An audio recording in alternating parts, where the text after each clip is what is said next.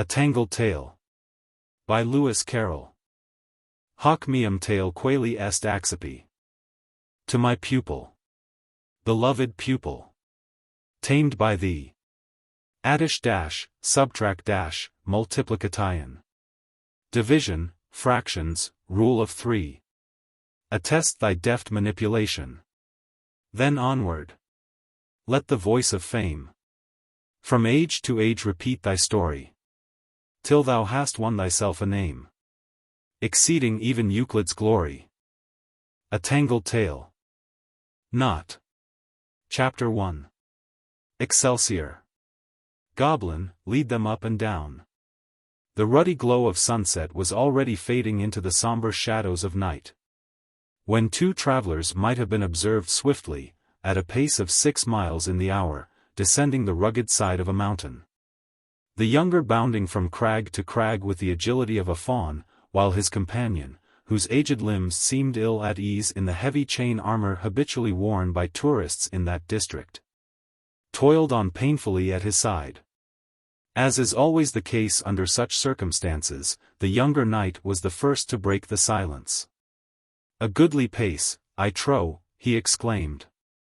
"We sped not thus in the ascent." "Goodly, indeed." The other echoed with a groan. "We clomb it but at 3 miles in the hour." "And on the dead level our pace is," the younger suggested. For he was weak in statistics, and left all such details to his aged companion. "For miles in the hour," the other wearily replied. "Not an ounce more," he added, with that love of metaphor so common in old age, "and not a farthing less." "'Twas 3 hours past high noon when we left our hostelry," the young man said, musingly. "We shall scarce be back by supper time. Perchance mine host will roundly deny us all food." "He will chide our tardy return," was the grave reply, "and such a rebuke will be meet." "A brave conceit," cried the other, with a merry laugh. "And should we bid him bring us yet another course, I trow his answer will be tart."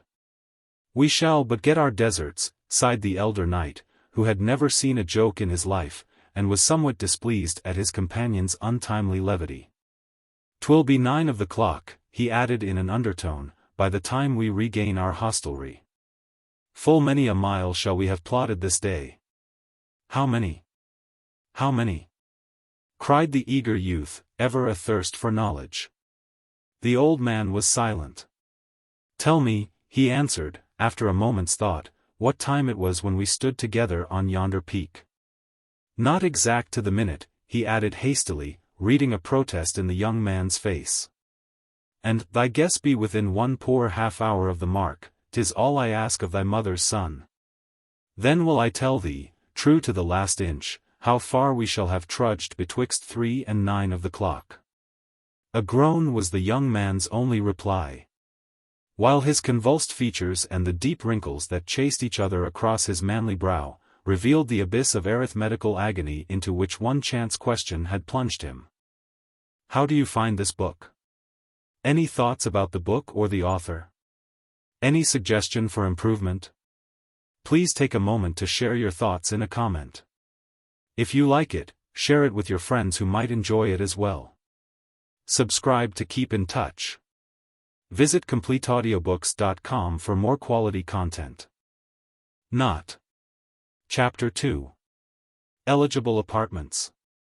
Straight down the crooked lane, and all round the square. "Let's ask Bulbus about it," said Hugh. "All right," said Lambert. "He can guess it," said Hugh. "Rather," said Lambert.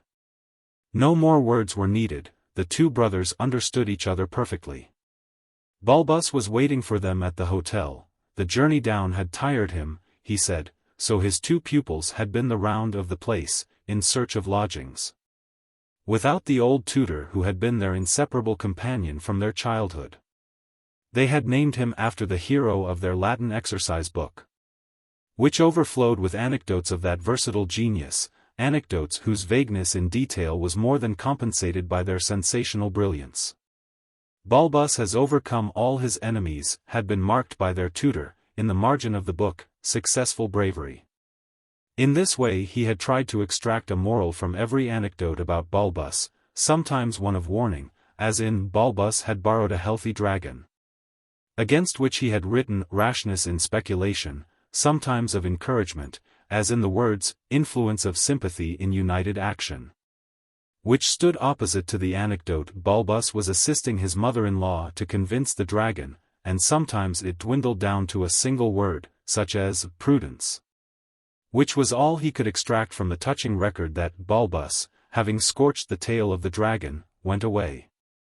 His pupils liked the short morals best, as it left them more room for marginal illustrations. And in this instance they required all the space they could get to exhibit the rapidity of the hero's departure. Their report of the state of things was discouraging. That most fashionable of watering places, Little Mendip, was chock full, as the boys expressed it, from end to end. But in one square they had seen no less than 4 cards, in different houses, all announcing in flaming capitals, eligible apartments. So there's plenty of choice, after all, you see, said spokesman Hugh in conclusion. That doesn't follow from the data, said Bulbus, as he rose from the easy chair, where he had been dozing over the Little Mendip Gazette. They may be all single rooms. However, we may as well see them. I shall be glad to stretch my legs a bit. An unprejudiced bystander might have objected that the operation was needless, and that this lank creature would have been all the better with even shorter legs, but no such thought occurred to his loving pupils. One on each side, they did their best to keep up with his gigantic strides, while Hugh repeated the sentence in their father's letter, just received from abroad, over which he and Lambert had been puzzling. He says a friend of his, the governor of, what was that name again, Lambert? Govjny, said Lambert. Well, yes. The governor of, what you may call it, wants to give a very small dinner party, and he means to ask his father's brother-in-law, his brother's father-in-law, his father-in-law's brother, and his brother-in-law's father, and we're to guess how many guests there will be. There was an anxious pause. How large did he say the pudding was to be? Bulbus said at last. Take its cubical contents, divide by the cubical contents of what each man can eat, and the quotient. He didn't say anything about pudding, said Hugh, and here's the square. As they turned a corner and came into sight of the eligible apartments. It is a square, was Bulbus' first cry of delight, as he gazed around him. Beautiful. Beautiful. Equilateral. And rectangular. The boys looked round with less enthusiasm. Number 9 is the first with a card, said prosaic Lambert, but Bulbus would not so soon awake from his dream of beauty. See, boys, he cried. 20 doors on a side. What symmetry! Each side divided into 21 equal parts. It's delicious. Shall I knock, or ring? Said Hugh, looking in some perplexity at a square brass plate which bore the simple inscription, ring also. Both, said Bulbus. That's an ellipsis, my boy. Did you never see an ellipsis before? I couldn't hardly read it, said Hugh, evasively. It's no good having an ellipsis, if they don't keep it clean. Which there is one room, gentlemen, said the smiling landlady. And a sweet room too. As snug a little back room. We will see it, said Bulbus gloomily, as they followed her in. I knew how it would be. One room in each house. No view, I suppose? Which indeed there is, gentlemen, the landlady indignantly protested, as she drew up the blind, and indicated the back garden. Cabbages, I perceive, said Bulbus. Well, they're green, at any rate. Which the greens at the shops, their hostess explained, are by no means dependable upon. Here you has them on the premises, and of the best. Does the window open, was always Bulbus' first question in testing a lodging, and does the chimney smoke, his second. Satisfied on all points, he secured the refusal of the room, and they moved on to number 25. This landlady was grave and stern. I've nobbut one room left, she told them, and it gives on the back garden. But there are cabbages? Bulbus suggested. The landlady visibly relented. There is, sir, she said, and good ones, though I say it as shouldn't. We can't rely on the shops for greens. So we grows them ourselves. A singular advantage, said Bulbus, and, after the usual questions, they went on to 52. And I'd gladly accommodate you all, if I could, was the greeting that met them. We are but mortal, irrelevant, muttered Bulbus, and I've let all my rooms but one. Which one is a back room, I perceive, said Bulbus, and looking out on cabbages, I presume. Yes, indeed, sir, said their hostess. Whatever other folks may do, we grows our own. For the shops. An excellent arrangement. Bulbus interrupted. Then one can really depend on their being good. Does the window open? The usual questions were answered satisfactorily, but this time Hugh added one of his own invention. Does the cat scratch? The landlady looked round suspiciously, as if to make sure the cat was not listening. I will not deceive you, gentlemen, she said. It do scratch, but not without you pulls its whiskers. It'll never do it, she repeated slowly, with a visible effort to recall the exact words of some written agreement between herself and the cat, without you pulls its whiskers. Much may be excused in a cat so treated, said Bulbus, as they left the house and crossed to number 73, leaving the landlady curtsying on the doorstep. And still murmuring to herself her parting words, as if they were a form of blessing, not without you pulls its whiskers. At number 73 they found only a small shy girl to show the house, who said, "Yes'm," in answer to all questions. The usual room, said Bulbus, as they marched in, the usual back garden, the usual cabbages. I suppose you can't get them good at the shops? Yes'm, said the girl. Well, you may tell your mistress we will take the room, and that her plan of growing her own cabbages is simply admirable. Yes'm, said the girl, as she showed them out. 1 day room and 3 bedrooms, said Bulbus, as they returned to the hotel. We will take as our day room the one that gives us the least walking to do to get to it. Must we walk from door to door, and count the steps, said Lambert. No, no. Figure it out, my boys, figure it out. Bulbus gaily exclaimed, as he put pens, ink, and paper before his hapless pupils, and left the room. I say. It'll be a job, said Hugh. Rather, said Lambert. Not. Chapter 3. Mad Mathesis. I waited for the train. Well, they call me so because I am a little mad, I suppose, she said, good-humoredly, in answer to Clara's cautiously worded question as to how she came by so strange a nickname. You see, I never do what sane people are expected to do nowadays. I never wear long trains. Talking of trains, that's the Charing Cross Metropolitan Station. I've something to tell you about that, and I never play lawn tennis. I can't cook an omelette. I can't even set a broken limb. There's an ignoramus for you. Clara was her niece, and full 20 years her junior. In fact, she was still attending a high school, an institution of which Mad Mathesis spoke with undisguised aversion. Let a woman be meek and lowly, she would say. None of your high schools for me. But it was vacation time just now, and Clara was her guest, and Mad Mathesis was showing her the sights of that eighth wonder of the world, London. The Charing Cross Metropolitan Station, she resumed, waving her hand towards the entrance as if she were introducing her niece to a friend. The Bayswater and Birmingham extension is just completed, and the trains now run round and round continuously, skirting the border of Wales, just touching at York.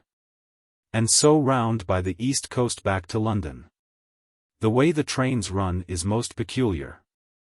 The westerly ones go round in 2 hours, the easterly ones take 3. But they always manage to start 2 trains from here, opposite ways, punctually every quarter of an hour. They part to meet again, said Clara, her eyes filling with tears at the romantic thought. No need to cry about it, her aunt grimly remarked. They don't meet on the same line of rails, you know. Talking of meeting, an idea strikes me," she added, changing the subject with her usual abruptness. "Let's go opposite ways round, and see which can meet most trains. No need for a chaperone, ladies' saloon, you know. You shall go whichever way you like, and we'll have a bet about it." "I never make bets," Clara said very gravely. "Our excellent preceptress has often warned us." "You'd be none the worse if you did," Mad Mathesis interrupted. "In fact, you'd be the better, I'm certain." "Neither does our excellent preceptress approve of puns," said Clara. "But we'll have a match, if you like. Let me choose my train," she added after a brief mental calculation, "and I'll engage to meet exactly half as many again as you do." "Not if you count fare," Mad Mathesis bluntly interrupted. "Remember, we only count the trains we meet on the way. You mustn't count the one that starts as you start, nor the one that arrives as you arrive. That will only make the difference of one train," said Clara, as they turned and entered the station. "But I never traveled alone before. There'll be no one to help me to alight. However, I don't mind. Let's have a match." A ragged little boy overheard her remark, and came running after her. "Buy a box of cigar lights, miss," he pleaded, pulling her shawl to attract her attention. Clara stopped to explain. "I never smoke cigars," she said in a meekly apologetic tone. "Our excellent preceptress," but Mad Mathesis impatiently hurried her on, and the little boy was left gazing after her with round eyes of amazement. The two ladies bought their tickets and moved slowly down the central platform, Mad Mathesis prattling on as usual, Clara silent, anxiously reconsidering the calculation on which she rested her hopes of winning the match. "Mind where you go, dear," cried her aunt, checking her just in time. "One step more, and you'd have been in that pail of cold water." I know," Clara said, dreamily. "The pail, the cold, and the moony." "Take your places on the springboards," shouted a porter. "What are they for?" Clara asked in a terrified whisper. "Merely to help us into the trains." The elder lady spoke with the nonchalance of one quite used to the process. "Very few people can get into a carriage without help in less than 3 seconds, and the trains only stop for 1 second. At this moment the whistle was heard, and 2 trains rushed into the station. A moment's pause, and they were gone again. But in that brief interval several hundred passengers had been shot into them, each flying straight to his place with the accuracy of a mini bullet, while an equal number were showered out upon the side platforms. 3 hours had passed away, and the two friends met again on the Charing Cross platform, and eagerly compared notes. Then Clara turned away with a sigh. To young impulsive hearts, like hers, disappointment is always a bitter pill. Mad Mathesis followed her, full of kindly sympathy. "Try again, my love," she said, cheerily. "Let us vary the experiment. We will start as we did before, but not to begin counting till our trains meet. When we see each other, we will say, 1, and so count on till we come here again." Clara brightened up. "I shall win that," she exclaimed eagerly, "if I may choose my train." Another shriek of engine whistles, another upheaving of springboards, another living avalanche plunging into 2 trains as they flashed by, and the travelers were off again. Each gazed eagerly from her carriage window, holding up her handkerchief as a signal to her friend. A rush and a roar. 2 trains shot past each other in a tunnel, and 2 travelers leaned back in their corners with a sigh, or rather with 2 sighs, of relief. 1. Clara murmured to herself. 1. It's a word of good omen. This time, at any rate, the victory will be mine.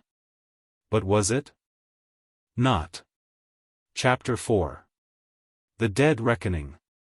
I did dream of moneybags tonight.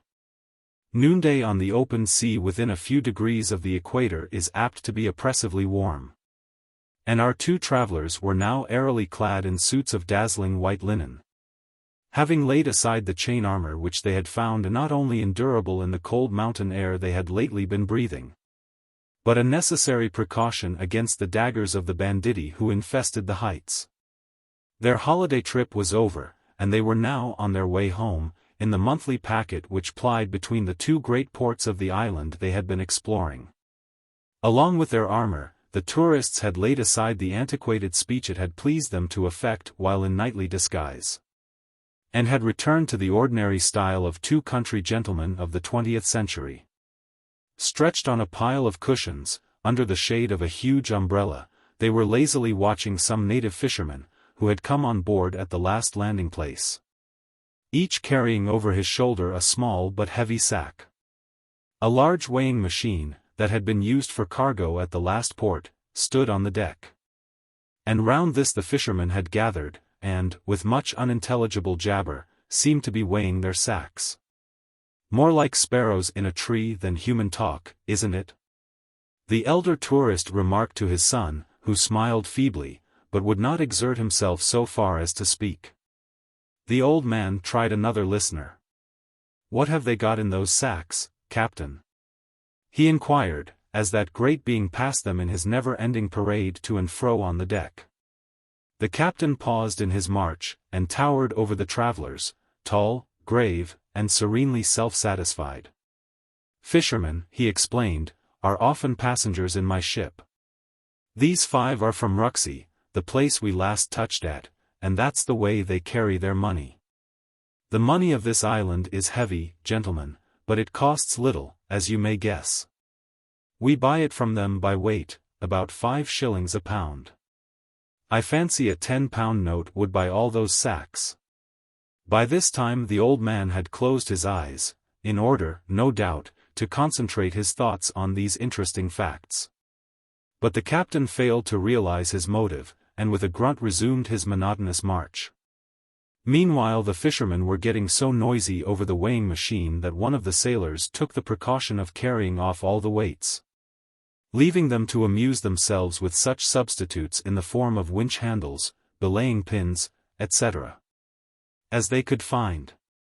This brought their excitement to a speedy end. They carefully hid their sacks in the folds of the jib that lay on the deck near the tourists, and strolled away.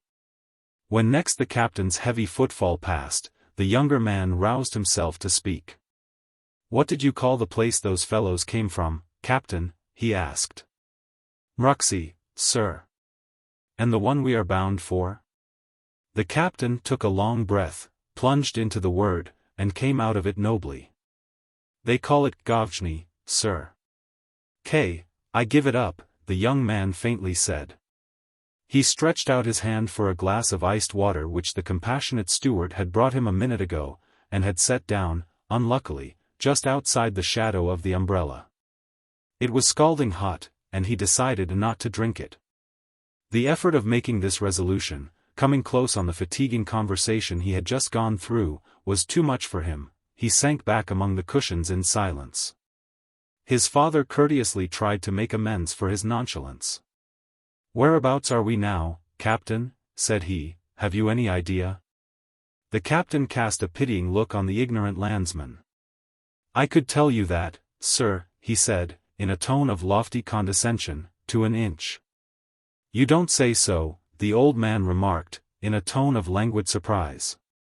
"And mean so?" persisted the captain. "Why, what do you suppose would become of my ship, if I were to lose my longitude and my latitude? Could you make anything of my dead reckoning?" "Nobody could, I'm sure," the other heartily rejoined. But he had overdone it. "It's perfectly intelligible," the captain said, in an offended tone, "to anyone that understands such things." With these words he moved away, and began giving orders to the men, who were preparing to hoist the jib. Our tourists watched the operation with such interest that neither of them remembered the 5 money-bags, which in another moment, as the wind filled out the jib, were whirled overboard and fell heavily into the sea. But the poor fishermen had not so easily forgotten their property.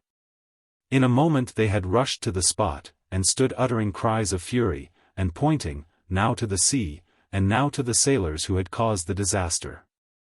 The old man explained it to the captain. "Let us make it up among us," he added in conclusion. £10 will do it, I think you said? But the captain put aside the suggestion with a wave of the hand. "No, sir," he said, in his grandest manner. "You will excuse me, I am sure, but these are my passengers. The accident has happened on board my ship, and under my orders. It is for me to make compensation." He turned to the angry fishermen. "Come here, my men," he said, in the Mruxian dialect. "Tell me the weight of each sack. I saw you weighing them just now." Then ensued a perfect babble of noise, as the 5 natives explained, all screaming together, how the sailors had carried off the weights, and they had done what they could with whatever came handy. 2 iron belaying pins, 3 blocks, 6 holystones, 4 winch handles, and a large hammer, were now carefully weighed, the captain superintending and noting the results. But the matter did not seem to be settled. Even then, an angry discussion followed, in which the sailors and the 5 natives all joined, and at last the captain approached our tourists with a disconcerted look, which he tried to conceal under a laugh. "It's an absurd difficulty," he said. "Perhaps one of you gentlemen can suggest something. It seems they weighed the sacks 2 at a time. If they didn't have 5 separate weighings, of course you can't value them separately," the youth hastily decided. "Let's hear all about it," was the old man's more cautious remark. "They did have 5 separate weighings," the captain said, "but, well, it beats me entirely," he added, in a sudden burst of candor. "Here's the result. First and second sack weighed 12 pounds. Second and third, 13.5, third and fourth, 11.5. Fourth and fifth, 8, and then they say they had only the large hammer left, and it took 3 sacks to weigh it down. That's the first, third and fifth, and they weighed 16 pounds. There, gentlemen. Did you ever hear anything like that?" The old man muttered under his breath, "If only my sister were here," and looked helplessly at his son. His son looked at the 5 natives. The 5 natives looked at the captain. The captain looked at nobody, his eyes were cast down, and he seemed to be saying softly to himself, "Contemplate one another, gentlemen, if such be your good pleasure." I contemplate myself. Not. Chapter 5. Oughts and Crosses. "Look here, upon this picture, and on this." "And what made you choose the first train, goosey?" said Mad Mathesis, as they got into the cab. "Couldn't you count better than that?" "I took an extreme case," was the tearful reply. "Our excellent preceptress always says, when in doubt, my dears, take an extreme case. And I was in doubt." "Does it always succeed?" her aunt inquired. Clara sighed. "Not always," she reluctantly admitted. "And I can't make out why. One day she was telling the little girls, they make such a noise at tea, you know, the more noise you make, the less jam you will have, and vice versa. And I thought they wouldn't know what vice versa meant, so I explained it to them. I said, if you make an infinite noise, you'll get no jam, and if you make no noise, you'll get an infinite lot of jam. But our excellent preceptress said that wasn't a good instance." "Why wasn't it?"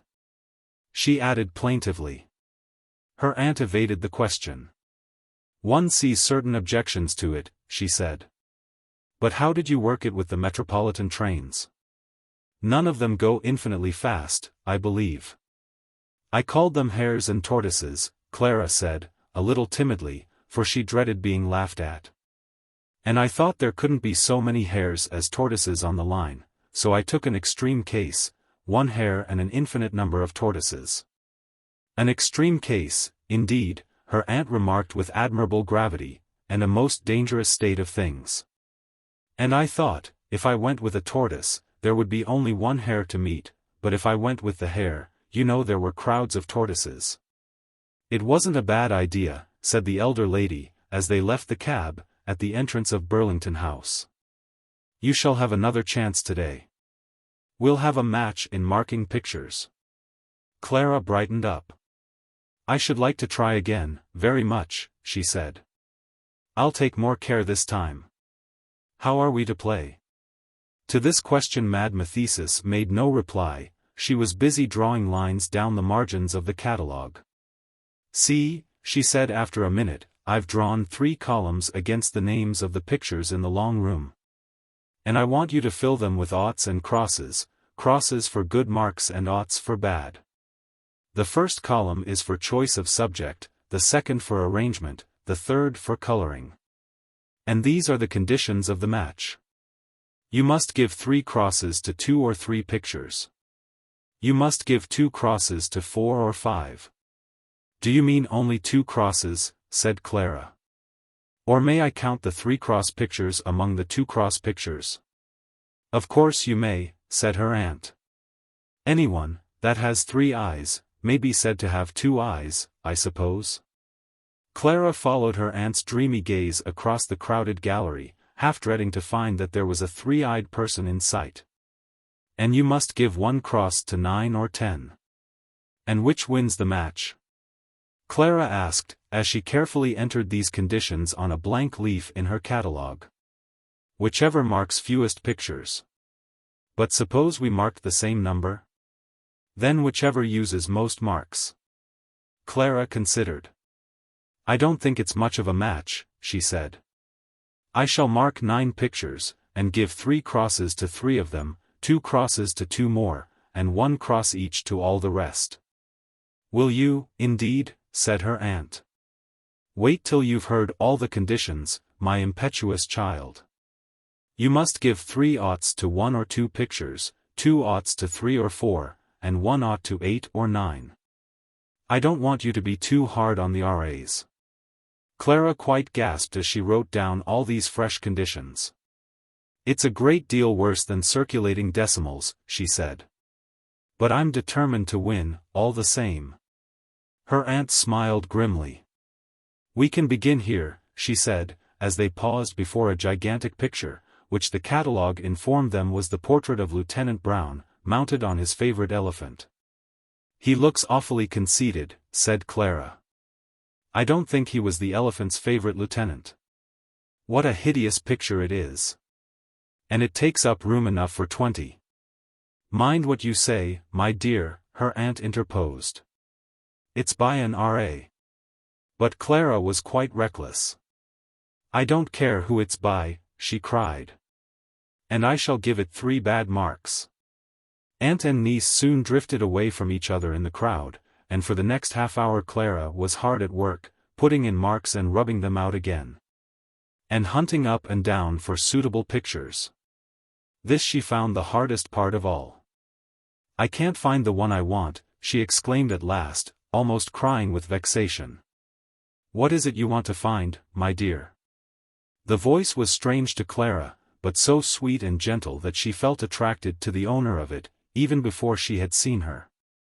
And when she turned, and met the smiling looks of 2 little old ladies, whose round dimpled faces, exactly alike, seemed never to have known a care. It was as much as she could do, as she confessed to Aunt Mattie afterwards, to keep herself from hugging them both. I was looking for a picture, she said, that has a good subject, and that's well arranged, but badly colored. The little old ladies glanced at each other in some alarm. Calm yourself, my dear, said the one who had spoken first, and try to remember which it was. What was the subject? Was it an elephant, for instance? The other sister suggested. They were still in sight of Lieutenant Brown. I don't know, indeed. Clara impetuously replied. You know it doesn't matter a bit what the subject is, so long as it's a good one. Once more the sisters exchanged looks of alarm, and one of them whispered something to the other, of which Clara caught only the one word mad. They mean Aunt Mattie, of course, she said to herself, fancying, in her innocence, that London was like her native town, where everybody knew everybody else. If you mean my aunt, she added aloud, she's there, just 3 pictures beyond Lieutenant Brown. Ah, well. Then you'd better go to her, my dear, her new friend said, soothingly. She'll find you the picture you want. Goodbye, dear. "Goodbye, dear," echoed the other sister, "mind you don't lose sight of your aunt." And the pair trotted off into another room, leaving Clara rather perplexed at their manner. "They're real darlings," she soliloquized. "I wonder why they pity me so." And she wandered on, murmuring to herself, "It must have 2 good marks, and not." Chapter 6. Her Radiancy. "One picey thing that my have got. Mos key one that thing my no can do. You tal key you know sabby what? Bamboo." They landed, and were at once conducted to the palace. About halfway they were met by the governor, who welcomed them in English, a great relief to our travelers, whose guide could speak nothing but Govjnian. "I don't half like the way they grin at us as we go by," the old man whispered to his son. "And why do they say, bamboo, so often?" "It alludes to a local custom," replied the governor, who had overheard the question. "Such persons as happen in any way to displease her Radiancy are usually beaten with rods." The old man shuddered. "A most objectionable local custom," he remarked with strong emphasis. "I wish we had never landed. Did you notice that black fellow, Norman, opening his great mouth at us? I verily believe he would like to eat us." Norman appealed to the governor, who was walking at his other side. "Do they often eat distinguished strangers here?" he said, in as indifferent a tone as he could assume. "Not often, not ever," was the welcome reply. "They are not good for it. Pigs we eat, for they are fat. This old man is thin." "And thankful to be so," muttered the elder traveler. "Beaten we shall be without a doubt. It's a comfort to know it won't be beaten without the bee. My dear boy, just look at the peacocks." They were now walking between 2 unbroken lines of those gorgeous birds, each held in check, by means of a golden collar and chain, by a black slave, who stood well behind, so as not to interrupt the view of the glittering tail, with its network of rustling feathers and its 100 eyes. The governor smiled proudly. "In your honor," he said, "Her Radiancy has ordered up 10,000 additional peacocks. She will, no doubt, decorate you, before you go, with the usual star and feathers." "It'll be star without the S," faltered one of his hearers. "Come, come. Don't lose heart," said the other. "All this is full of charm for me." "You are young, Norman," sighed his father, "young and light-hearted. For me, it is charm without the C." "The old one is sad," the governor remarked with some anxiety. "He has, without doubt, effected some fearful crime?" "But I haven't," the poor old gentleman hastily exclaimed. "Tell him I haven't, Norman." "He has not, as yet," Norman gently explained. And the governor repeated, in a satisfied tone, "Not as yet. Yours is a wondrous country." The governor resumed, after a pause. "Now here is a letter from a friend of mine, a merchant, in London. He and his brother went there a year ago, with £1,000 apiece. And on New Year's Day they had £60,000 between them." "How did they do it?" Norman eagerly exclaimed. Even the elder traveler looked excited. The governor handed him the open letter. "Anybody can do it, when once they know how," so ran this oracular document. "We borrowed not, we stole not. We began the year with only £1,000 apiece, and last New Year's Day we had £60,000 between us, 60,000 golden sovereigns." Norman looked grave and thoughtful as he handed back the letter. His father hazarded one guess. "Was it by gambling?" "A Govjnian never gambles," said the governor gravely, as he ushered them through the palace gates. They followed him in silence down a long passage, and soon found themselves in a lofty hall, lined entirely with peacock's feathers. In the center was a pile of crimson cushions, which almost concealed the figure of her Radiancy, a plump little damsel, in a robe of green satin dotted with silver stars, whose pale round face lit up for a moment with a half-smile as the travelers bowed before her, and then relapsed into the exact expression of a wax doll. while she languidly murmured a word or two in the Govjnian dialect. The governor interpreted. Her Radiancy welcomes you. She notes the impenetrable placidity of the old one, and the imperceptible acuteness of the youth. Here the little potentate clapped her hands, and a troop of slaves instantly appeared, carrying trays of coffee and sweetmeats, which they offered to the guests, who had, at a signal from the governor, seated themselves on the carpet. Sugarplums, muttered the old man. One might as well be at a confectioner's. Ask for a penny bun, Norman. Not so loud, his son whispered. Say something complimentary. For the governor was evidently expecting a speech.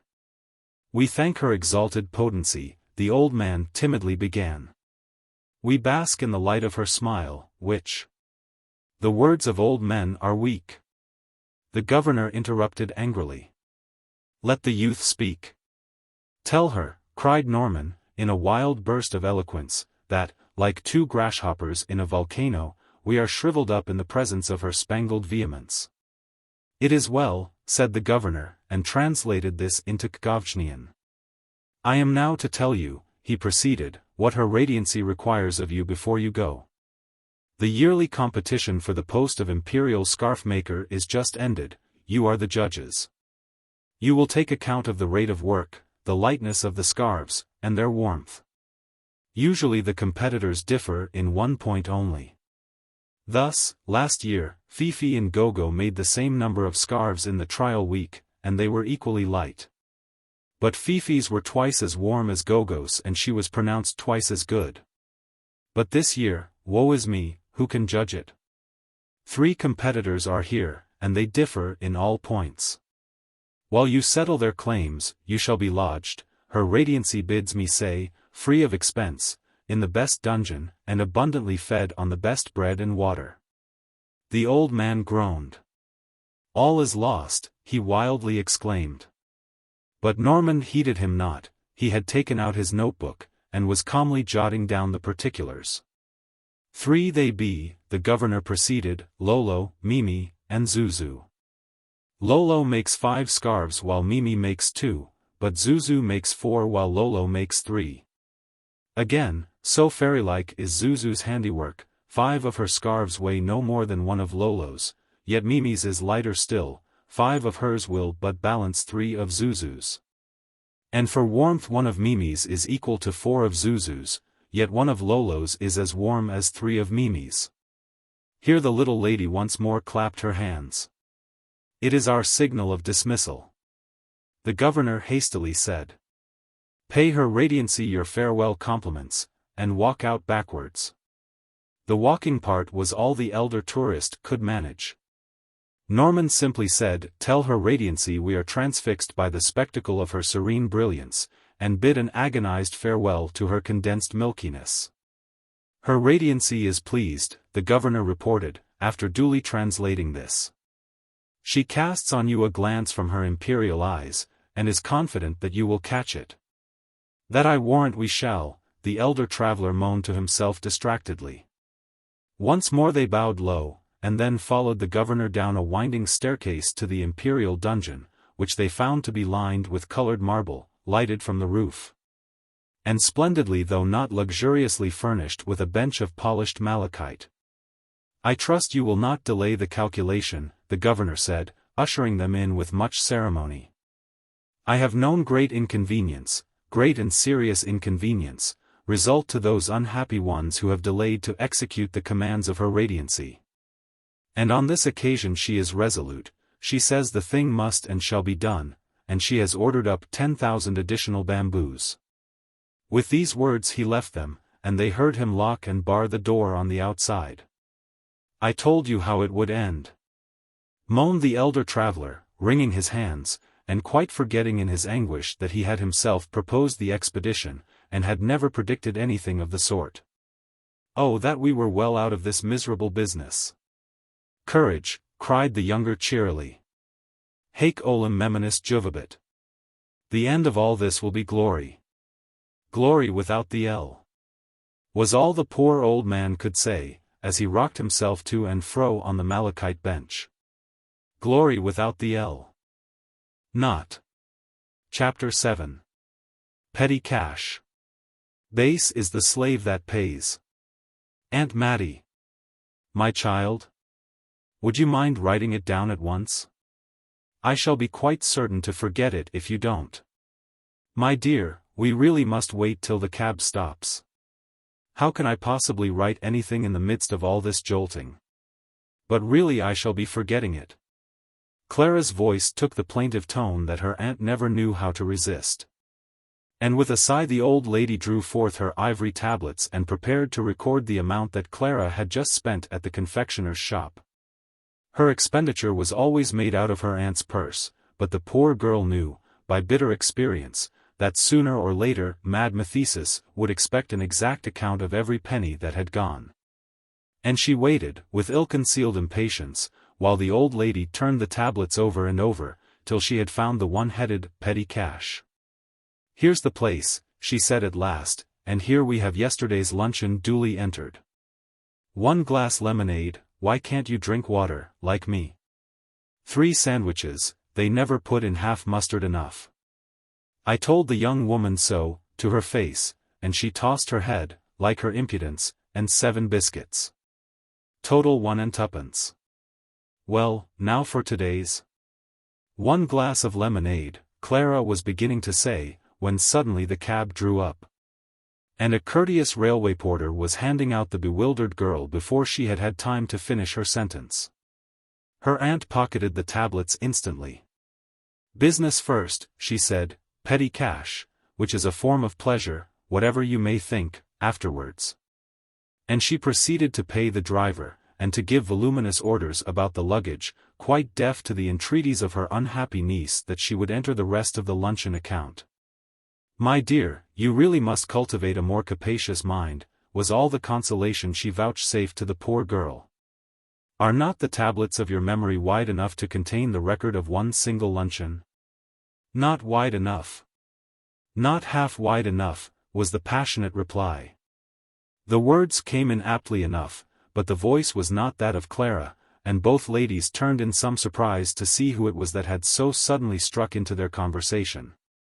A fat little old lady was standing at the door of a cab, helping the driver to extricate what seemed an exact duplicate of herself. It would have been no easy task to decide which was the fatter, or which looked the more good-humored of the 2 sisters. I tell you the cab door isn't half wide enough, she repeated, as her sister finally emerged, somewhat after the fashion of a pellet from a popgun, and she turned to appeal to Clara. Is it, dear? She said, trying hard to bring a frown into a face that dimpled all over with smiles. Some folks is too wide for 'em, growled the cab driver. Don't provoke me, man, cried the little old lady, in what she meant for a tempest of fury. Say another word and I'll put you into the county court, and sue you for a habeas corpus. The cabman touched his hat, and marched off, grinning. Nothing like a little law to cow the ruffians, my dear, she remarked confidentially to Clara. You saw how he quailed when I mentioned the habeas corpus? Not that I've any idea what it means, but it sounds very grand, doesn't it? It's very provoking, Clara replied, a little vaguely. Very, the little old lady eagerly repeated. And we're very much provoked indeed. Aren't we, sister? I never was so provoked in all my life, the fatter sister assented, radiantly. By this time Clara had recognized her picture gallery acquaintances, and, drawing her aunt aside, she hastily whispered her reminiscences. I met them first in the Royal Academy, and they were very kind to me, and they were lunching at the next table to us, just now.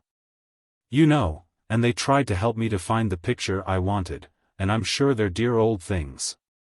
Friends of yours, are they? Said Mad Mathesis. Well, I like their looks. You can be civil to them, while I get the tickets. But do try and arrange your ideas a little more chronologically.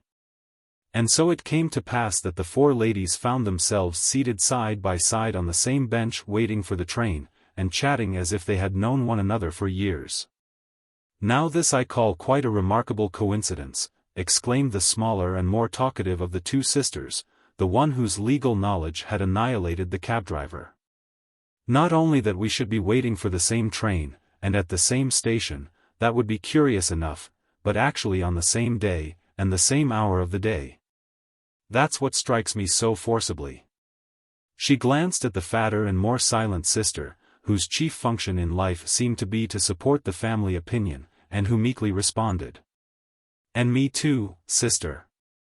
Those are not independent coincidences. Mad Mathesis was just beginning, when Clara ventured to interpose.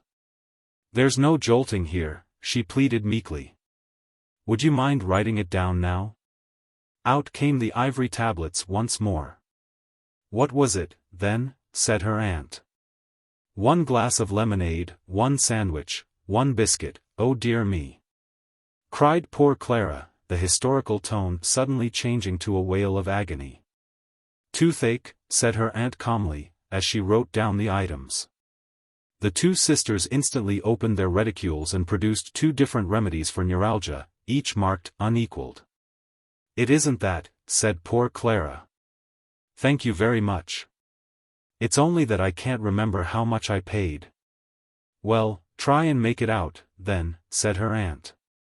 You've got yesterday's luncheon to help you, you know. And here's the luncheon we had the day before, the first day we went to that shop, 1 glass lemonade, for sandwiches, 10 biscuits. Total, 1 and 5 pence. She handed the tablets to Clara, who gazed at them with eyes so dim with tears that she did not at first notice that she was holding them upside down. The two sisters had been listening to all this with the deepest interest, and at this juncture the smaller one softly laid her hand on Clara's arm. Do you know, my dear, she said coaxingly, my sister and I are in the very same predicament. Quite identically the very same predicament.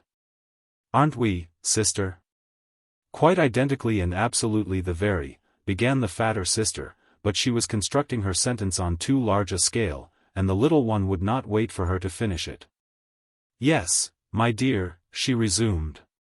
We were lunching at the very same shop as you were, and we had 2 glasses of lemonade and 3 sandwiches and 5 biscuits, and neither of us has the least idea what we paid.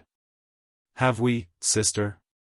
Quite identically and absolutely, murmured the other, who evidently considered that she was now a whole sentence in arrears.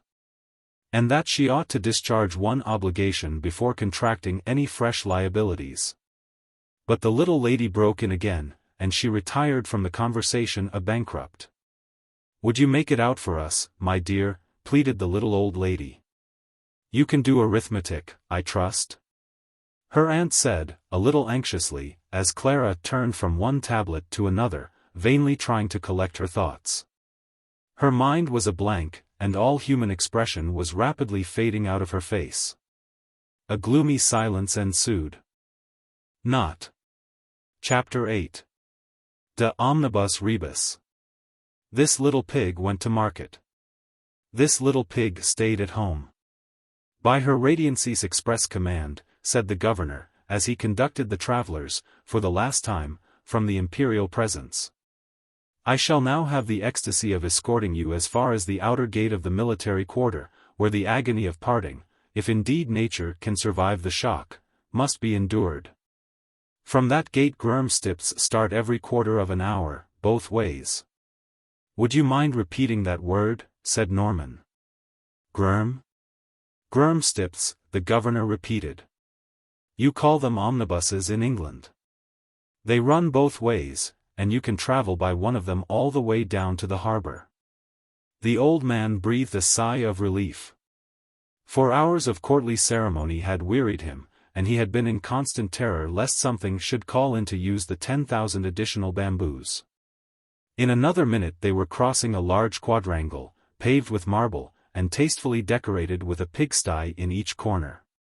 Soldiers, carrying pigs, were marching in all directions, and in the middle stood a gigantic officer giving orders in a voice of thunder, which made itself heard above all the uproar of the pigs. It is the commander-in-chief, the governor hurriedly whispered to his companions, who at once followed his example in prostrating themselves before the great man. The commander gravely bowed in return. He was covered with gold lace from head to foot, his face wore an expression of deep misery, and he had a little black pig under each arm. Still the gallant fellow did his best, in the midst of the orders he was every moment issuing to his men, to bid a courteous farewell to the departing guests. "Farewell, O old one, carry these 3 to the south corner, and farewell to thee. Thou young one, put this fat one on the top of the others in the western sty, may your shadows never be less, woe is me, it is wrongly done. Empty out all the sties, and begin again." And the soldier leant upon his sword, and wiped away a tear. "He is in distress," the governor explained as they left the court. "Her Radiancy has commanded him to place 24 pigs in those 4 sties, so that, as she goes round the court, she may always find the number in each sty nearer to 10 than the number in the last." "Does she call 10 nearer to 10 than 9 is?" said Norman. "Surely," said the governor. "Her Radiancy would admit that 10 is nearer to 10 than 9 is, and also nearer than 11 is." "Then I think it can be done," said Norman. The governor shook his head. "The commander has been transferring them in vain for 4 months, he said. What hope remains? And her Radiancy has ordered up 10,000 additional." "The pigs don't seem to enjoy being transferred," the old man hastily interrupted. He did not like the subject of bamboos. "They are only provisionally transferred, you know," said the governor. "In most cases they are immediately carried back again, so they need not mind it. And all is done with the greatest care, under the personal superintendence of the commander-in-chief." "Of course she would only go once round," said Norman. "Alas, no," sighed their conductor. "Round and round. Round and round. These are her Radiancy's own words. But oh, agony! Here is the outer gate, and we must part." He sobbed as he shook hands with them, and the next moment was briskly walking away. "He might have waited to see us off," said the old man, piteously. "And he needn't have begun whistling the very moment he left us," said the young one, severely. "But look sharp, here are 2 what's-his-names in the act of starting." Unluckily, the sea-bound omnibus was full. "Never mind," said Norman, cheerily. "We'll walk on till the next one overtakes us." They trudged on in silence, both thinking over the military problem, till they met an omnibus coming from the sea. The elder traveler took out his watch. "Just 12 minutes and a half since we started," he remarked in an absent manner. Suddenly the vacant face brightened. The old man had an idea. "My boy!" he shouted, bringing his hand down upon Norman's shoulder so suddenly as for a moment to transfer his center of gravity beyond the base of support. Thus taken off his guard, the young man wildly staggered forwards, and seemed about to plunge into space, but in another moment he had gracefully recovered himself. "Problem in precession and nutation," he remarked, in tones where filial respect only just managed to conceal a shade of annoyance. "What is it?" he hastily added, fearing his father might have been taken ill. "Will you have some brandy? When will the next omnibus overtake us?" "When? When?"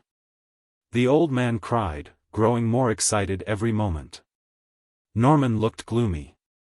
"Give me time," he said. "I must think it over."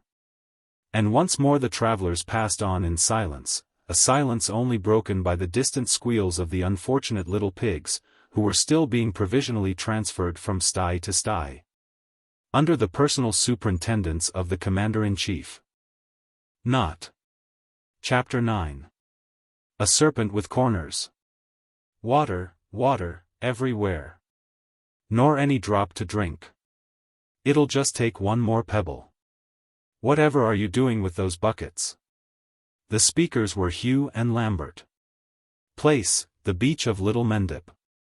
Time, 1:30 p.m.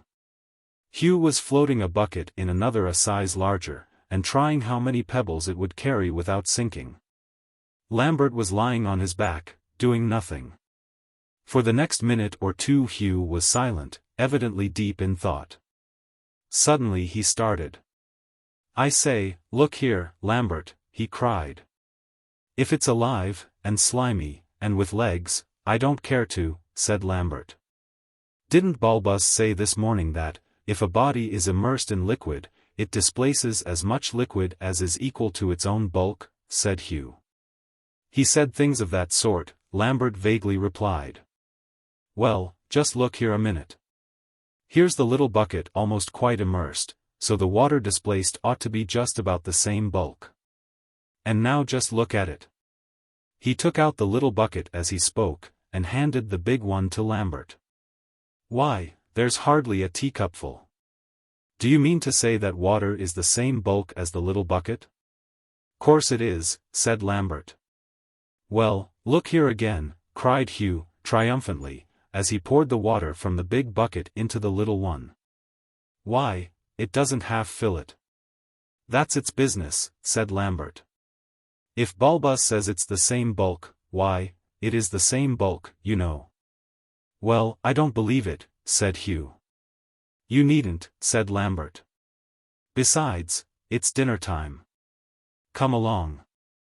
They found Bulbus waiting dinner for them, and to him Hugh at once propounded his difficulty. Let's get you helped first, said Bulbus, briskly cutting away at the joint. You know the old proverb of mutton first, mechanics afterwards? The boys did not know the proverb, but they accepted it in perfect good faith, as they did every piece of information, however startling, that came from so infallible an authority as their tutor. They ate on steadily in silence, and, when dinner was over, Hugh set out the usual array of pens, ink, and paper, while Bulbus repeated to them the problem he had prepared for their afternoon's task. A friend of mine has a flower garden, a very pretty one, though no great size. How big is it? Said Hugh. That's what you have to find out. Bulbus gaily replied. All I tell you is that it is oblong in shape, just half a yard longer than its width, and that a gravel walk, 1 yard wide, begins at one corner and runs all round it. Joining into itself? Said Hugh. Not joining into itself, young man. Just before doing that, it turns a corner, and runs round the garden again, alongside of the first portion, and then inside that again, winding in, and each lap touching the last one. Till it has used up the whole of the area. Like a serpent with corners, said Lambert. Exactly so. And if you walk the whole length of it, to the last inch, keeping in the center of the path, it's exactly 2 miles and half a furlong. Now, while you find out the length and breadth of the garden, I'll see if I can think out that seawater puzzle. You said it was a flower garden? Hugh inquired, as Bulbus was leaving the room. I did, said Bulbus. Where do the flowers grow? Said Hugh. But Bulbus thought it best not to hear the question. He left the boys to their problem, and, in the silence of his own room, set himself to unravel Hugh's mechanical paradox. To fix our thoughts, he murmured to himself, as, with hands deep buried in his pockets, he paced up and down the room, we will take a cylindrical glass jar. With a scale of inches marked up the side, and fill it with water up to the 10-inch mark, and we will assume that every inch depth of jar contains a pint of water. We will now take a solid cylinder, such that every inch of it is equal in bulk to half a pint of water, and plunge 4 inches of it into the water. So that the end of the cylinder comes down to the 6-inch mark. Well, that displaces 2 pints of water. What becomes of them? Why, if there were no more cylinder, they would lie comfortably on the top, and fill the jar up to the 12-inch mark. But unfortunately there is more cylinder, occupying half the space between the 10-inch and the 12-inch marks, so that only 1 pint of water can be accommodated there. What becomes of the other pint? Why, if there were no more cylinder, it would lie on the top, and fill the jar up to the 13-inch mark. But unfortunately, shade of Newton, he exclaimed, in sudden accents of terror. When does the water stop rising? A bright idea struck him. I'll write a little essay on it, he said. Bulbus's essay. When a solid is immersed in a liquid, it is well known that it displaces a portion of the liquid equal to itself in bulk. And that the level of the liquid rises just so much as it would rise if a quantity of liquid had been added to it, equal in bulk to the solid. Lardner says, precisely the same process occurs when a solid is partially immersed, the quantity of liquid displaced, in this case, equaling the portion of the solid which is immersed, and the rise of the level being in proportion. Suppose a solid held above the surface of a liquid and partially immersed, a portion of the liquid is displaced, and the level of the liquid rises. But by this rise of level, a little bit more of the solid is of course immersed, and so there is a new displacement of a second portion of the liquid, and a consequent rise of level. Again, this second rise of level causes a yet further immersion, and by consequence another displacement of liquid and another rise. It is self-evident that this process must continue till the entire solid is immersed, and that the liquid will then begin to immerse whatever holds the solid, which, being connected with it, must for the time be considered a part of it. If you hold a stick, 6 feet long, with its end in a tumbler of water, and wait long enough, you must eventually be immersed. The question as to the source from which the water is supplied, which belongs to a high branch of mathematics, and is therefore beyond our present scope, does not apply to the sea. Let us therefore take the familiar instance of a man standing at the edge of the sea, at ebb tide, with a solid in his hand, which he partially immerses. He remains steadfast and unmoved. And we all know that he must be drowned. The multitudes who daily perish in this manner to attest a philosophical truth, and whose bodies the unreasoning wave casts sullenly upon our thankless shores, have a truer claim to be called the martyrs of science than a Galileo or a Kepler. To use Kossuth's eloquent phrase, they are the unnamed demigods of the 19th century, too. There's a fallacy somewhere, he murmured drowsily, as he stretched his long legs upon the sofa. I must think it over again. He closed his eyes, in order to concentrate his attention more perfectly. And for the next hour or so his slow and regular breathing bore witness to the careful deliberation with which he was investigating this new and perplexing view of the subject. Not. Chapter 10. Chelsea Buns. Yeah, buns, and buns, and buns. Old song. How very, very sad, exclaimed Clara, and the eyes of the gentle girl filled with tears as she spoke. Sad, but very curious when you come to look at it arithmetically, was her aunt's less romantic reply. Some of them have lost an arm in their country's service, some a leg, some an ear, some an eye. And some, perhaps, all. Clara murmured dreamily, as they passed the long rows of weather-beaten heroes basking in the sun. Did you notice that very old one, with a red face, who was drawing a map in the dust with his wooden leg, and all the others watching? I think it was a plan of a battle. The Battle of Trafalgar, no doubt, her aunt interrupted, briskly. Hardly that, I think, Clara ventured to say. You see, in that case, he couldn't well be alive. Couldn't well be alive, the old lady contemptuously repeated. He's as lively as you and me put together. Why, if drawing a map in the dust, with one's wooden leg, doesn't prove one to be alive, perhaps you'll kindly mention what does prove it. Clara did not see her way out of it. Logic had never been her forte. To return to the arithmetic. Mad Mathesis resumed, the eccentric old lady never let slip an opportunity of driving her niece into a calculation. What percentage do you suppose must have lost all four, a leg, an arm, an eye, and an ear? How can I tell? Gasped the terrified girl. She knew well what was coming. You can't, of course, without data, her aunt replied, but I'm just going to give you. Give her a Chelsea bun, miss. That's what most young ladies likes best. The voice was rich and musical, and the speaker dexterously whipped back the snowy cloth that covered his basket, and disclosed a tempting array of the familiar square buns, joined together in rows. Richly egged and browned, and glistening in the sun. No, sir. I shall give her nothing so indigestible. Be off. The old lady waved her parasol threateningly, but nothing seemed to disturb the good humor of the jolly old man, who marched on, chanting his melodious refrain. Far too indigestible. My love. said the old lady. "Percentages will agree with you ever so much better." Clara sighed, and there was a hungry look in her eyes as she watched the basket lessening in the distance, but she meekly listened to the relentless old lady, who at once proceeded to count off the data on her fingers. "Say that 70% have lost an eye, 75% an ear, 80% an arm, 85% a leg, that'll do it beautifully. Now, my dear, what percentage, at least, must have lost all four?"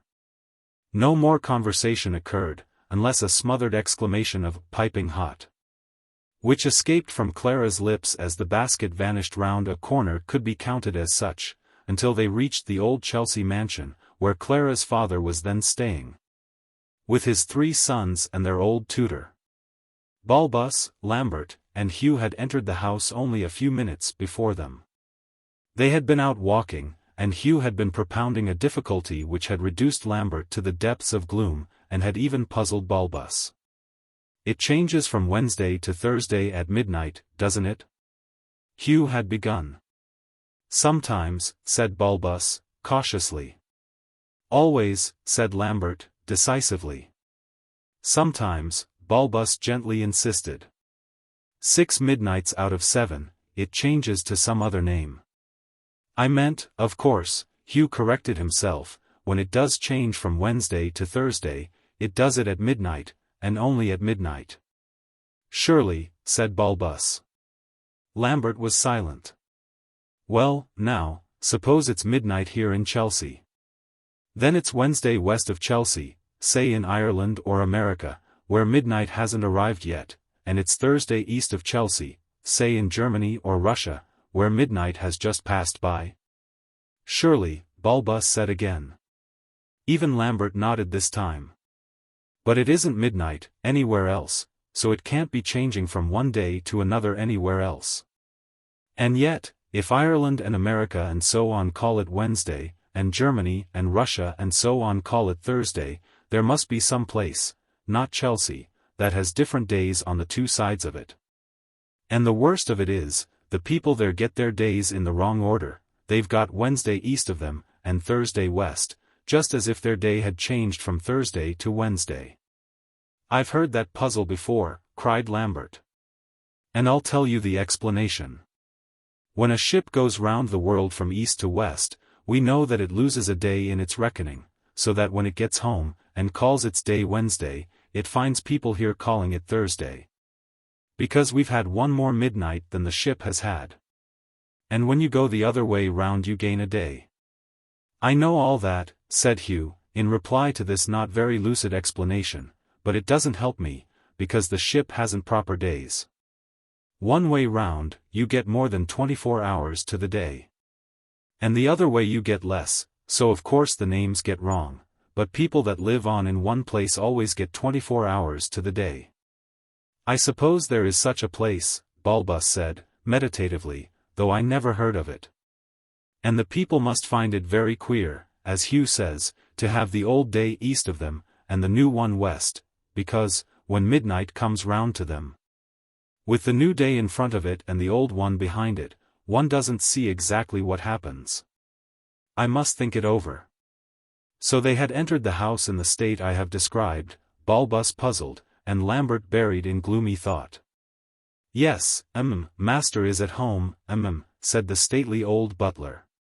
N.B. It is only a butler of experience who can manage a series of 3 M's together, without any interjacent vowels. And the old party is awaiting for you in the library."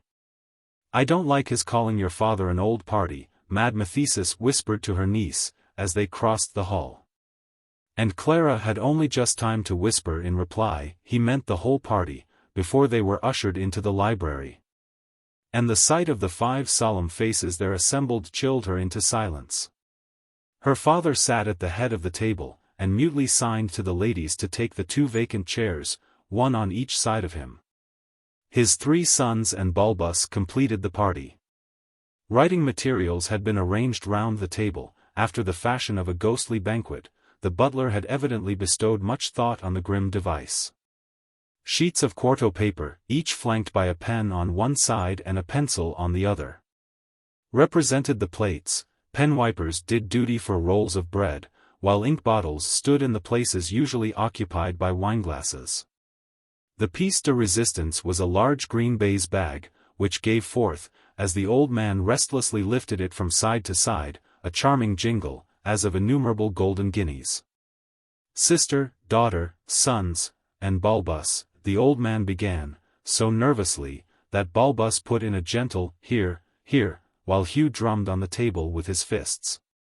This disconcerted the unpracticed orator. Sister, he began again, then paused a moment, moved the bag to the other side, and went on with a rush. I mean, this being a critical occasion, more or less, being the year when one of my sons comes of age, he paused again in some confusion. Having evidently got into the middle of his speech sooner than he intended, but it was too late to go back. Here, here, cried Bulbus. Quite so, said the old gentleman, recovering his self-possession a little. When first I began this annual custom, my friend Bulbus will correct me if I am wrong, Hugh whispered, with a strap. But nobody heard him except Lambert, who only frowned and shook his head at him. This annual custom of giving each of my sons as many guineas as would represent his age, it was a critical time, so Bulbus informed me, as the ages of 2 of you were together equal to that of the third, so on that occasion I made a speech. He paused so long that Bulbus thought it well to come to the rescue with the words, it was a most, but the old man checked him with a warning look. Yes. Made a speech, he repeated. A few years after that, Bulbus pointed out, I say pointed out, here, here. Cried Bulbus. Quite so, said the grateful old man. That it was another critical occasion. The ages of 2 of you were together double that of the third. So I made another speech, another speech. And now again it's a critical occasion, so Bulbus says, and I am making, here Mad Mathesis pointedly referred to her watch, all the haste I can. The old man cried, with wonderful presence of mind. Indeed, sister, I'm coming to the point now. The number of years that have passed since that first occasion is just 2/3 of the number of guineas I then gave you. Now, my boys, calculate your ages from the data, and you shall have the money. But we know our ages, cried Hugh. Silence, sir, thundered the old man, rising to his full height. He was exactly 5'5", in his indignation. I say you must use the data only. You mustn't even assume which it is that comes of age. He clutched the bag as he spoke, and with tottering steps, it was about as much as he could do to carry it, he left the room. And you shall have a similar cadeau, the old lady whispered to her niece, when you've calculated that percentage. And she followed her brother. Nothing could exceed the solemnity with which the old couple had risen from the table, and yet was it a grin with which the father turned away from his unhappy sons? Could it be a wink with which the aunt abandoned her despairing niece? And were those sounds of suppressed chuckling which floated into the room, just before Bulbus, who had followed them out, closed the door? Surely not, and yet the butler told the cook, but no, that was merely idle gossip, and I will not repeat it. The shades of evening granted their unuttered petition, and closed not o'er them, for the butler brought in the lamp the same obliging shades left them a lonely bark, the wail of a dog. In the backyard, baying the moon, for a while, but neither morn, alas, nor any other epoch, seemed likely to restore them to that peace of mind which had once been theirs ere ever these problems had swooped upon them, and crushed them with a load of unfathomable mystery. It's hardly fair, muttered Hugh, to give us such a jumble as this to work out. Fair? Clara echoed, bitterly. Well. And to all my readers I can but repeat the last words of gentle Clara. Farewell. Appendix. A knot, said Alice. Oh, do let me help to undo it. Answers to knot I. Problem. 2 travelers spend from 3 o'clock till 9 in walking along a level road, up a hill, and home again, their pace on the level being 4 miles an hour, uphill 3, and downhill 6. Find distance walked, also, within half an hour, time of reaching top of hill. Answer, 24 miles, 6:30. Solution, a level mile takes 1/4 of an hour, uphill 1/3, downhill 1/6. Hence to go and return over the same mile, whether on the level or on the hillside, takes 1/2 an hour. Hence in 6 hours they went 12 miles out and 12 back. If the 12 miles out had been nearly all level, they would have taken a little over 3 hours, if nearly all uphill, a little under 4. Hence 3.5 hours must be within 1/2 an hour of the time taken in reaching the peak. Thus, as they started at 3, they got there within 1/2 an hour of 6:30. 27 answers have come in. Of these, 9 are right, 16 partially right, and 2 wrong. The 16 give the distance correctly, but they have failed to grasp the fact that the top of the hill might have been reached at any moment between 6 o'clock and 7.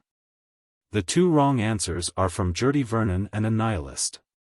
The former makes the distance 23 miles, while her revolutionary companion puts it at 27. Gertie Vernon says, they had to go 4 miles along the plain and got to the foot of the hill at 4 o'clock. They might have done so, I grant, but you have no ground for saying they did so. It was 7.5 miles to the top of the hill, and they reached that at 1/4 before 7 o'clock. Here you go wrong in your arithmetic, and I must, however reluctantly, bid you farewell. 7.5 miles, at 3 miles an hour, would not require 2 3/4 hours. A nihilist says, let x denote the whole number of miles, y the number of hours to hilltop. Therefore 3y equals number of miles to hilltop, and x minus 3y equals number of miles on the other side. You bewilder me. The other side of what? Of the hill, you say. But then, how did they get home again? However, to accommodate your views we will build a new hostelry at the foot of the hill on the opposite side, and also assume, what I grant you is possible, though it is not necessarily true, that there was no level road at all. Even then you go wrong. You say. I grant you, but I deny, too. It rests on the assumption that to go part of the time at 3 miles an hour, and the rest at 6 miles an hour, comes to the same result as going the whole time at 4.5 miles an hour. But this would only be true if the part were an exact half, i.e., if they went uphill for 3 hours, and downhill for the other 3, which they certainly did not do. The 16, who are partially right, are Agnes Bailey, F.K., Fifi, G.E.B., H.P., Kit, M.E.T., Micey, a mother's son, Niram, a Redruthian, a socialist, Spear Maiden, T.B.C., Vis Inertia, and Yak. Of these, F.K., Fifi, T.B.C., and Vis Inertia do not attempt the second part at all. F.K. and H.P. give no working. The rest make particular assumptions, such as that there was no level road, that there were 6 miles of level road, and so on, all leading to particular times being fixed for reaching the hilltop. The most curious assumption is that of Agnes Bailey, who says, let x equals number of hours occupied in ascent, then x/2 equals hours occupied in descent, and 4x/3 equals hours occupied on the level. I suppose you were thinking of the relative rates, uphill and on the level, which we might express by saying that, if they went x miles uphill in a certain time, they would go for x/3 miles on the level in the same time. You have, in fact, assumed that they took the same time on the level that they took in ascending the hill. Fifi assumes that, when the aged knight said they had gone 4 miles in the hour, on the level, he meant that 4 miles was the distance gone, not merely the rate. This would have been, if Fifi will excuse the slang expression, sell, ill-suited to the dignity of the hero. And now, descend, ye classic 9, who have solved the whole problem, and let me sing your praises. Your names are Blythe, E. W., L. B., a Marlborough boy, O. V. L., Putney Walker, Rose, Sea Breeze, Simple Susan, and Money Spinner. These last two I count as one, as they send a joint answer. Rose and Simple Susan and Company do not actually state that the hilltop was reached some time between 6 and 7, but, as they have clearly grasped the fact that a mile, ascended and descended, took the same time as 2 level miles, I mark them as right. A Marlborough boy and Putney Walker deserve honorable mention for their algebraical solutions, being the only two who have perceived that the question leads to an indeterminate equation. E.W. brings a charge of untruthfulness against the aged knight, a serious charge, for he was the very pink of chivalry. She says, according to the data given, the time at the summit affords no clue to the total distance. It does not enable us to state precisely to an inch how much level and how much hill there was on the road. Fair damsel, the aged knight replies, if, as I surmise, thy initials denote early womanhood, bethink thee that the word enable is thine, not mine. I did but ask the time of reaching the hilltop as my condition for further parley. If now thou wilt not grant that I am a truth-loving man, then will I affirm that those same initials denote envenomed wickedness. Class list. A Marlborough boy. Putney Walker. Blythe. E. W. L. B. O. V. L. Rose. Sea Breeze. Simple Susan. Money Spinner.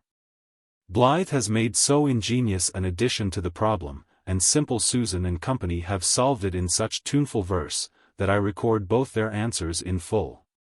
I have altered a word or two in Blythe's, which I trust she will excuse, it did not seem quite clear as it stood.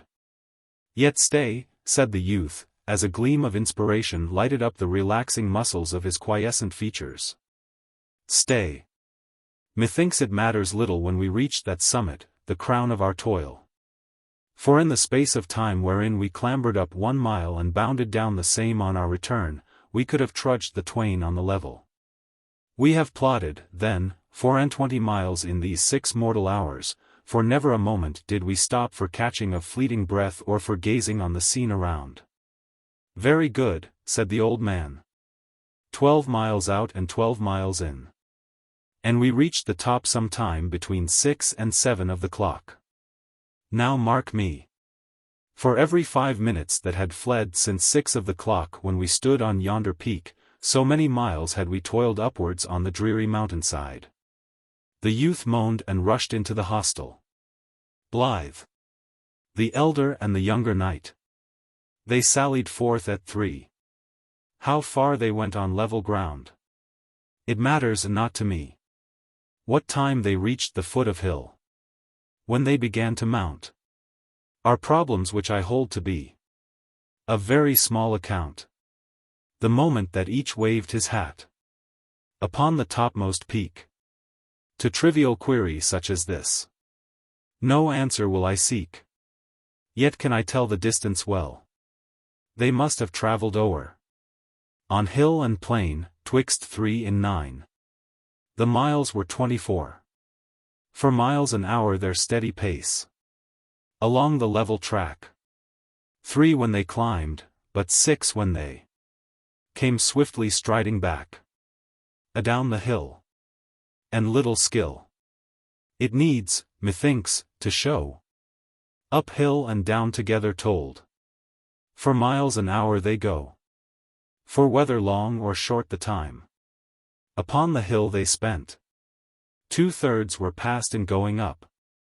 1/3 in the descent. 2/3 at 3, 1/3 at 6. If rightly reckoned o'er, we'll make 1 hole at 4, the tale is tangled now no more. Simple Susan. Money Spinner. Answers to Knot 2. Section 1, The Dinner Party. Problem. The governor of Govjny wants to give a very small dinner party, and invites his father's brother-in-law, his brother's father-in-law, his father-in-law's brother, and his brother-in-law's father. Find the number of guests. Answer, 1. In this genealogy, males are denoted by capitals, and females by small letters. The governor is E and his guest is C. 10 answers have been received. Of these, one is wrong, Galanthus Nevles Major, who insists on inviting 2 guests, one being the governor's wife's brother's father. If she had taken his sister's husband's father instead, she would have found it possible to reduce the guests to 1. Of the 9 who send right answers, Sea Breeze is the very faintest breath that ever bore the name. She simply states that the governor's uncle might fulfill all the conditions, by intermarriages.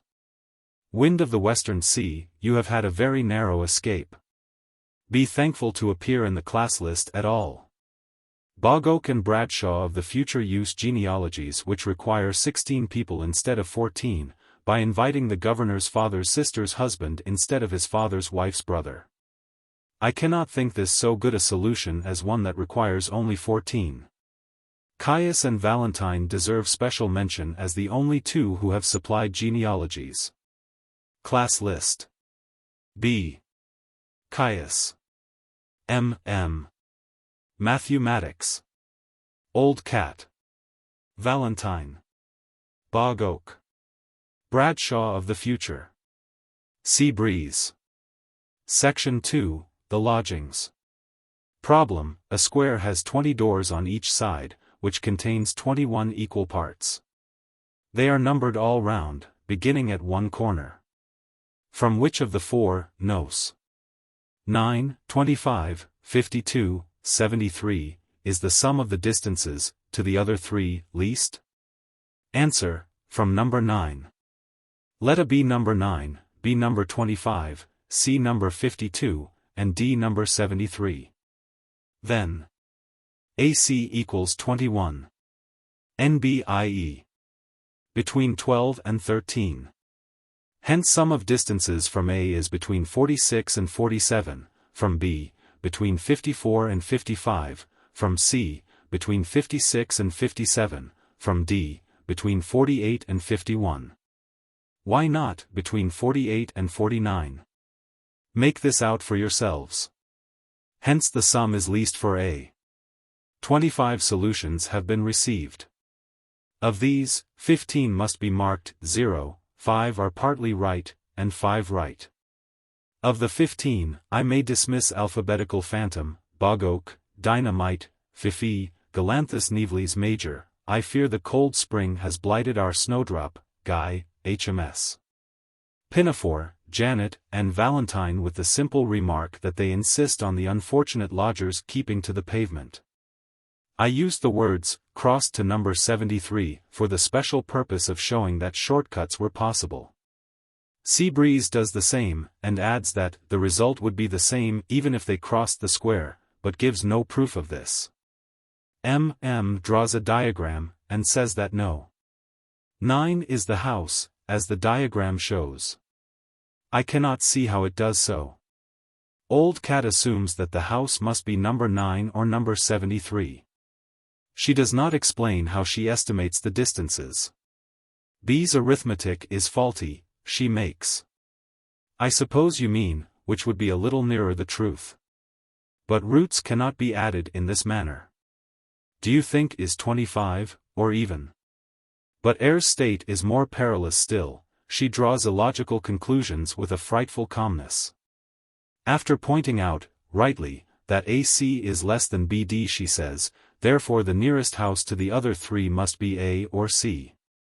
And again, after pointing out, rightly, that B and D are both within the half-square containing A, she says, therefore AB plus AD must be less than BC plus CD. There is no logical force in either, therefore. For the first, try numbers 1, 21, 60, 70, this will make your premise true, and your conclusion false. Similarly, for the second, try nos. 1, 30, 51, 71. Of the 5 partly right solutions, Rags and Tatters and Mad Hatter, who send one answer between them, make number 25 6 units from the corner instead of 5. Cheam, E.R.D.L. and Meggy Potts leave openings at the corners of the square, which are not in the data. Moreover, Cheam gives values for the distances without any hint that they are only approximations.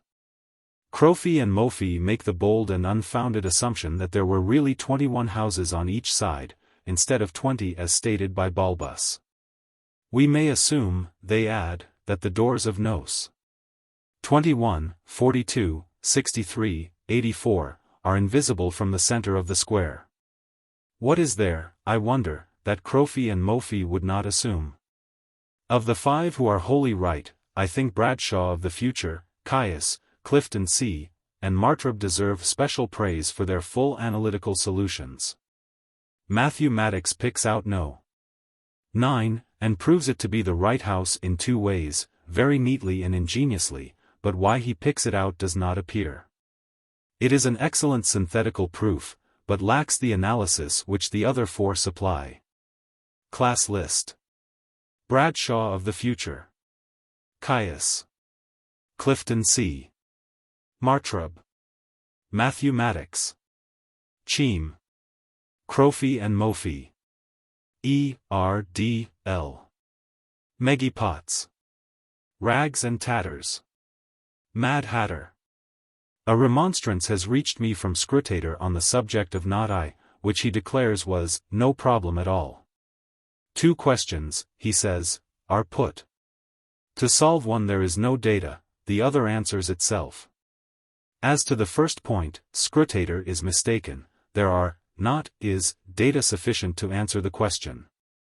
As to the other, it is interesting to know that the question answers itself, and I am sure it does the question great credit, still I fear I cannot enter it on the list of winners. As this competition is only open to human beings. Answers to not 3. Problem 1. 2 travelers, starting at the same time, went opposite ways round a circular railway. Trains start each way every 15 minutes, the easterly ones going round in 3 hours, the westerly in 2. How many trains did each meet on the way, not counting trains met at the terminus itself?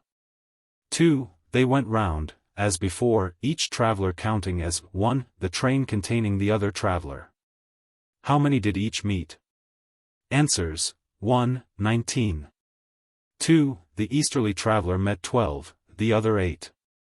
The trains one way took 180 minutes, the other way 120.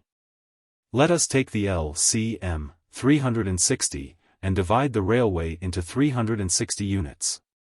Then one set of trains went at the rate of 2 units a minute and at intervals of 30 units, the other at the rate of 3 units a minute and at intervals of 45 units.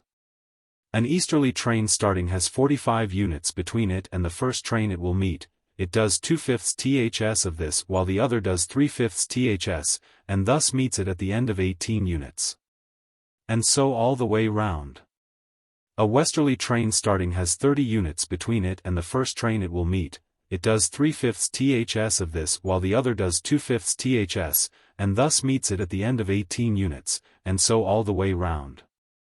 Hence if the railway be divided, by 19 posts, into 20 parts, each containing 18 units, trains meet at every post, and, in 1, each traveler passes 19 posts in going round, and so meets 19 trains.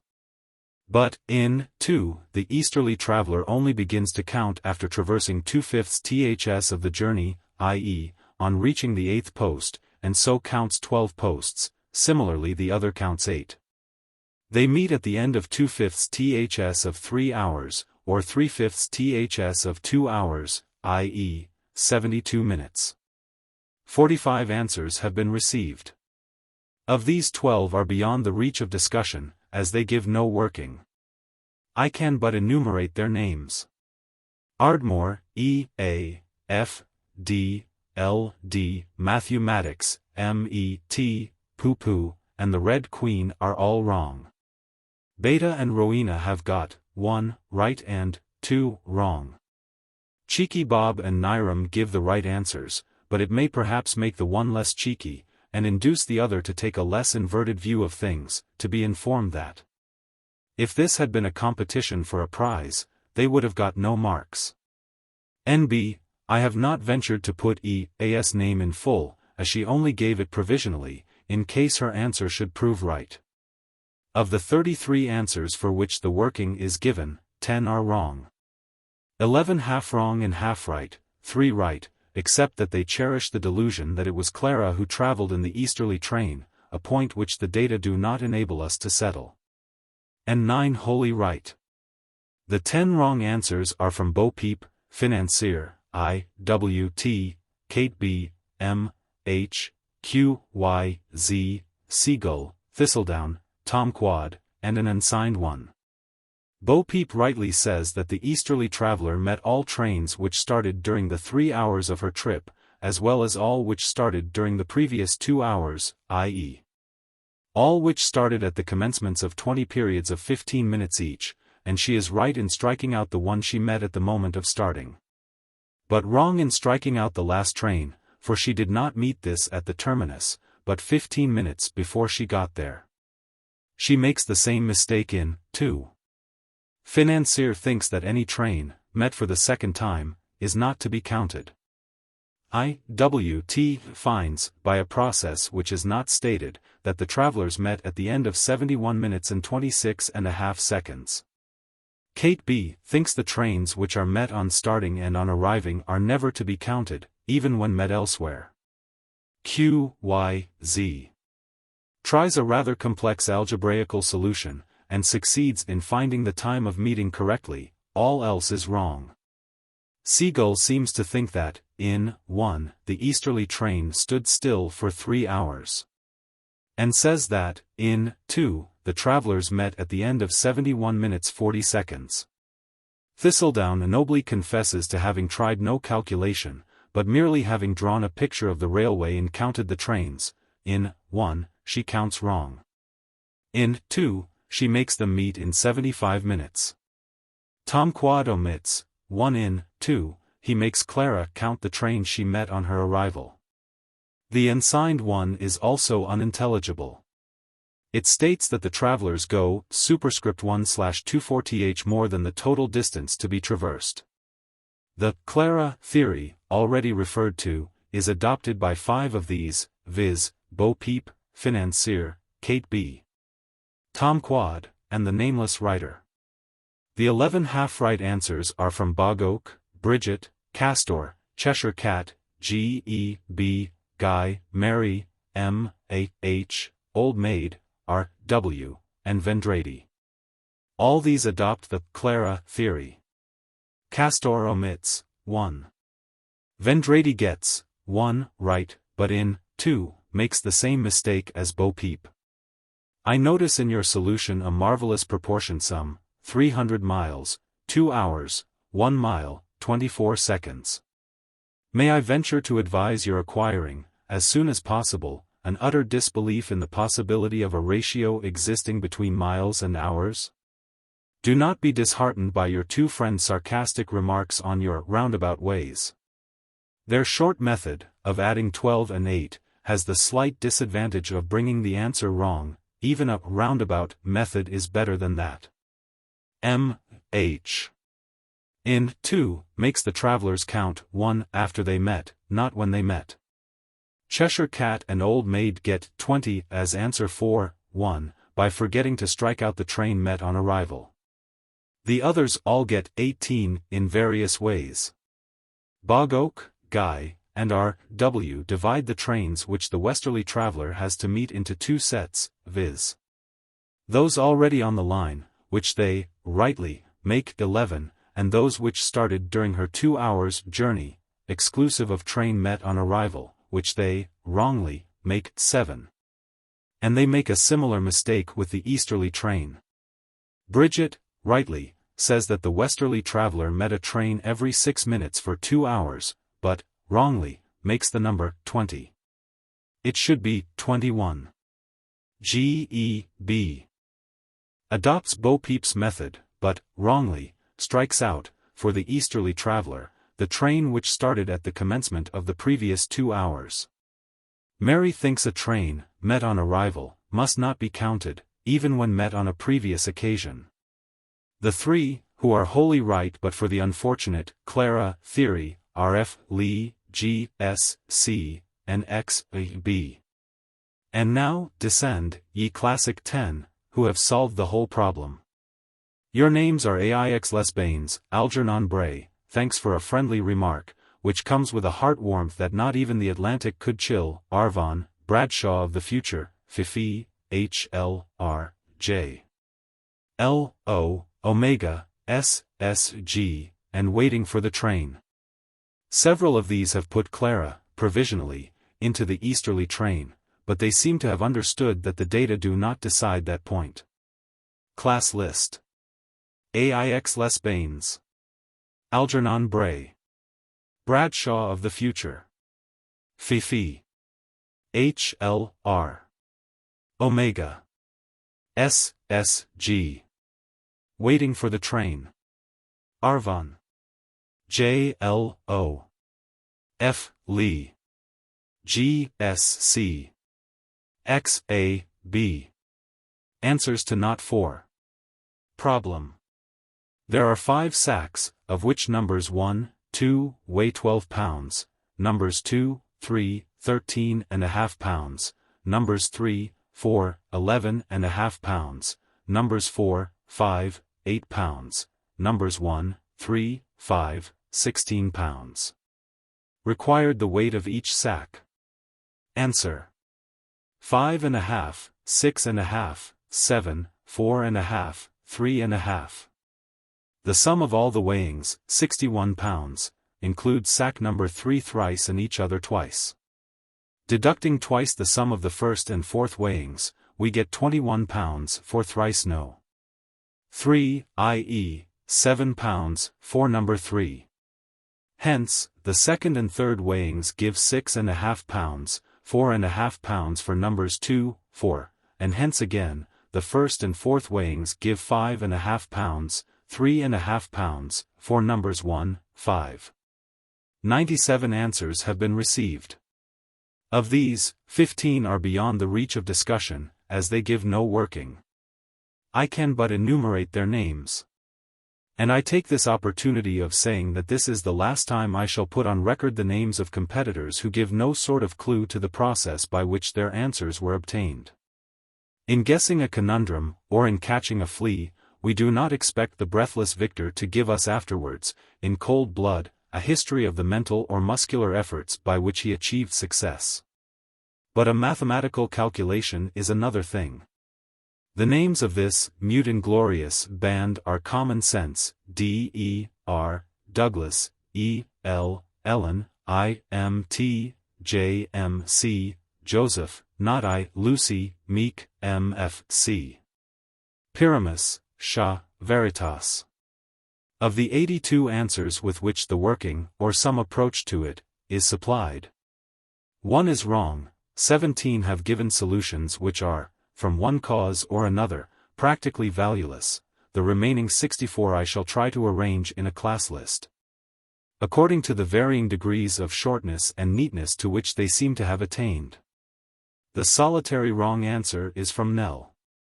To be thus alone in the crowd is a distinction, a painful one, no doubt, but still a distinction. I am sorry for you, my dear young lady, and I seem to hear your tearful exclamation, when you read these lines, ah! This is the knell of all my hopes. Why, oh why, did you assume that the fourth and fifth bags weighed 4 pounds each? And why did you not test your answers? However, please try again, and please don't change your nom de plume. Let us have Nell in the first class next time. The 17 whose solutions are practically valueless are Ardmore, a ready reckoner, Arthur, Boglark, Bogoak, Bridget, first attempt, J. L. C. M. E. T. Rose, Rowena, Seabreeze, Sylvia, Thistledown, 3/5 asleep, Vendrady, and Winifred. Boglark tries it by a sort of rule of false, assuming experimentally that numbers 1, 2, weigh 6 pounds each, and having thus produced 17.5, instead of 16, as the weight of 1, 3, and 5, she removes the superfluous 1.5 pounds, but does not explain how she knows from which to take it. 3/5 asleep says that, when in that peculiar state, it seemed perfectly clear to her that, 3 out of the 5 sacks being weighed twice over, 2/5 of 45 is equal to 27. Must be the total weight of the 5 sacks. As to which I can only say, with the captain, it beats me entirely. Winifred, on the plea that one must have a starting point, assumes, what I fear is a mere guess, that number 1 weighed 5.5 pounds. The rest all do it, wholly or partly, by guesswork. The problem is of course, as any algebraist sees at once, a case of simultaneous simple equations. It is, however, easily soluble by arithmetic only, and, when this is the case, I hold that it is bad workmanship to use the more complex method. I have not, this time, given more credit to arithmetical solutions, but in future problems I shall, other things being equal, give the highest marks to those who use the simplest machinery. I have put into Class 1 those whose answers seemed specially short and neat, and into Class 3 those that seemed specially long or clumsy. Of this last set, C.M. Furze Bush, James, Partridge, R.W. and Waiting for the Train, have sent long wandering solutions, the substitutions having no definite method, but seeming to have been made to see what would come of it. Chilpome and Dublin Boy omit some of the working. Arvon Marlborough Boy only finds the weight of 1 sack. Class list. B.E.D. C.H. Constance Johnson. Greystead. Guy. Hoopu. J.F.A. M.H. Number 5. Pedro. R.E.X. 7 Old Men. Vis Inertia. Willie B. Yahoo! American Subscriber. An Appreciative Schoolmom. Air. Bradshaw of the Future. Cheam. C.M.G. Dynamite. Duckwing. E.C.M. E.N. Lowry. Era. Euroclydon. F.H.W. Fifi. G.E.B. Harlequin. Hawthorne. Hoff Green. J.A.B. Jack Tar. J.B.B. Govchny. Landlubber. L.D. Magpie. Mary. Mruxy. Minnie. Money Spinner. Niram. Old Cat. Polichinelle. Simple Susan. S.S.G. Thisbe. Verena. Wamba. Wolf. Wickemicus. Y.M.A.H. A.C.M. Arvon Marlborough Boy. Chilpome. Dublin Boy. Furze Bush. James. Partridge. R.W. Waiting for the Train. Answers to Not V. Problem. To mark pictures, giving 3 times, S to 2 or 3, 2 to 4 or 5, and 1 to 9 or 10, also giving 3s to 1 or 2, 2 to 3 or 4 and 1 to 8 or 9. So as to mark the smallest possible number of pictures, and to give them the largest possible number of marks. Answer, 10 pictures, 29 marks. Arranged thus. Times. Times. Times. Times. Times. Times. Times. Times. Times. Times. Times. Times. Times. Times. Times. Times. Solution. By giving all the times s possible, putting into brackets the optional ones, we get 10 pictures marked thus. Times. Times. Times. Times. Times. Times. Times. Times. Times. Times. Times. Times. Times. Times. Times. Times. Times. Times. By then assigning s in the same way. Beginning at the other end. We get 9 pictures marked thus. All we have now to do is to run these two wedges as close together as they will go, so as to get the minimum number of pictures, erasing optional marks whereby so doing we can run them closer, but otherwise letting them stand. There are 10 necessary marks in the first row, and in the third, but only 7 in the second. Hence we erase all optional marks in the first and third rows, but let them stand in the second. 22 answers have been received. Of these 11 give no working. So, in accordance with what I announced in my last review of answers, I leave them unnamed, merely mentioning that 5 are right and 6 wrong. Of the 11 answers with which some working is supplied, 3 are wrong. Ch begins with the rash assertion that under the given conditions, the sum is impossible. For, he or she adds, these initialed correspondents are dismally vague beings to deal with, perhaps, it would be a better pronoun. 10 is the least possible number of pictures, granted, therefore we must either give 2 times s to 6, or 2s to 5. Why must, O alphabetical phantom? It is nowhere ordained that every picture must have 3 marks. Fifi sends a folio page of solution, which deserved a better fate. She offers 3 answers, in each of which 10 pictures are marked, with 30 marks. In one she gives 2 times s to 6 pictures. In another to 7, in the third she gives 2s to 5, thus in every case ignoring the conditions. I pause to remark that the condition 2 times s to 4 or 5 pictures can only mean either to 4 or else to 5, if, as one competitor holds, it might mean any number not less than 4. The words, or 5, would be superfluous. I am happy to say that none of these bloodless phantoms appear this time in the class list. Is it idea with the D left out, gives 2 times s to 6 pictures. She then takes me to task for using the word ought instead of not. No doubt, to one who thus rebels against the rules laid down for her guidance, the word must be distasteful. But does not remember the parallel case of adder? That creature was originally an adder, then the 2 words took to bandying the poor end backwards and forwards like a shuttlecock, the final state of the game being an adder. May not a not have similarly become an ought? Anyhow, oughts and crosses is a very old game. I don't think I ever heard it called noughts and crosses. In the following class list, I hope the solitary occupant of 3 will sheath her claws when she hears how narrow an escape she has had of not being named at all. Her account of the process by which she got the answer is so meager that, like the nursery tale of Jacqueminery, I trust one will be merciful to the spelling, it is scarcely to be distinguished from 0.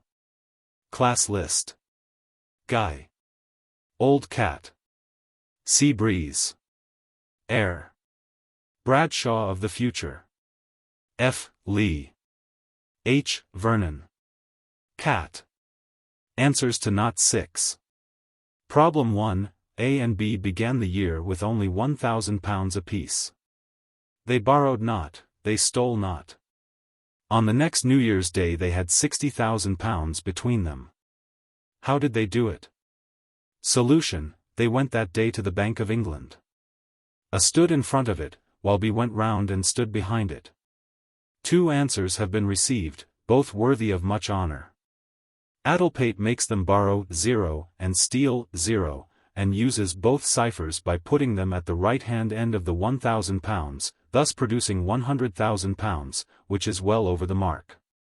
But, or to express it in Latin, at spes infracta has solved it even more ingeniously. With the first cipher she turns the 1 of the £1,000 into a 9, and adds the result to the original sum, thus getting £10,000, and in this, by means of the other 0, she turns the 1 into a 6, thus hitting the exact £60,000. Class list. At spes infracta. Addlepate. Problem 2, L makes 5 scarves, while M makes 2, Z makes 4 while L makes 3. 5 scarves of Z's weigh 1 of L's, 5 of M's weigh 3 of Z's. 1 of M's is as warm as 4 of Z's, and one of L's as warm as 3 of M's. Which is best, giving equal weight in the result to rapidity of work, lightness, and warmth? Answer: the order is M, L, Z. Solution: as to rapidity, other things being constant, L's merit is to M's in the ratio of 5 to 2, Z's to L's in the ratio of 4 to 3. In order to get one set of 3 numbers fulfilling these conditions, it is perhaps simplest to take the one that occurs twice as unity, and reduce the others to fractions. This gives, for L, M, and Z, the marks 1, 2/5, 2/3. In estimating for lightness, we observe that the greater the weight, the less the merit, so that Z's merit is to L's as 5 to 1. Thus the marks for lightness are 1/5, 2/3, 1. And similarly, the marks for warmth are 3, 1, 1/4. To get the total result, we must multiply L's 3 marks together, and do the same for M and for Z. The final numbers are, i.e. 3/5, 2/3, 1/3, i.e. multiplying throughout by 15, which will not alter the proportion, 9, 10, 5, showing the order of merit to be M, L, Z.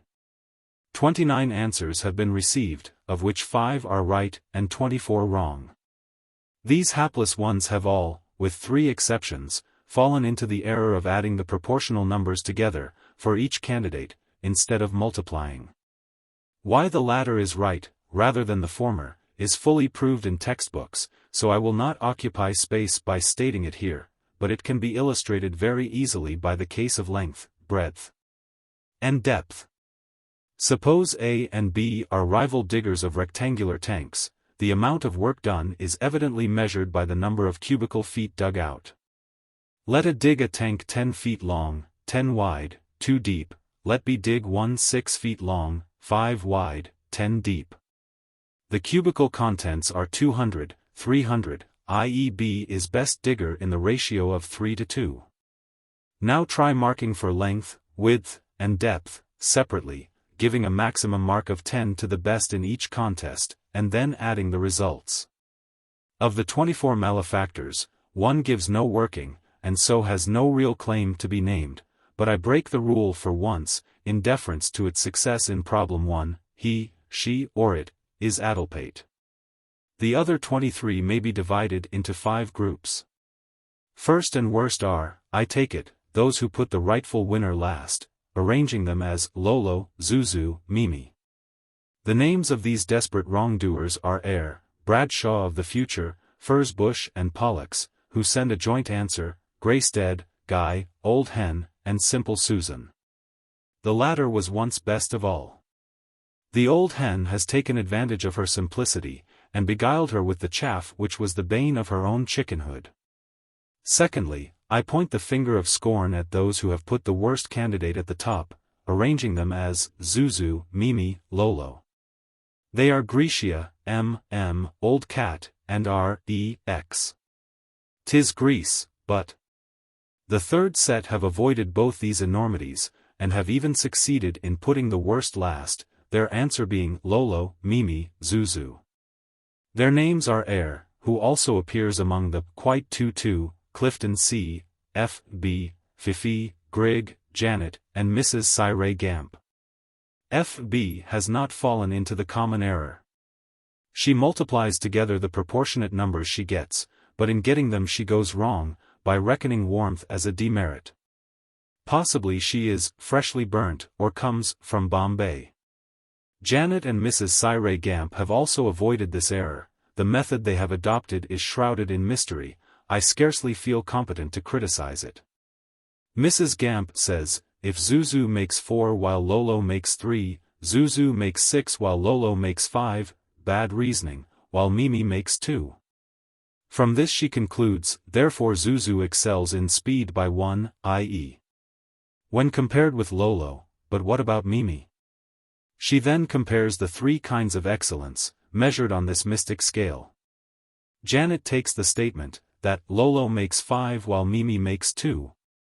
To prove that Lolo makes 3 while Mimi makes 1 and Zuzu 4, worse reasoning than Mrs. Gamp's, and thence concludes that Zuzu excels in speed by 1/8. Janet should have been Adeline. Mystery of mysteries.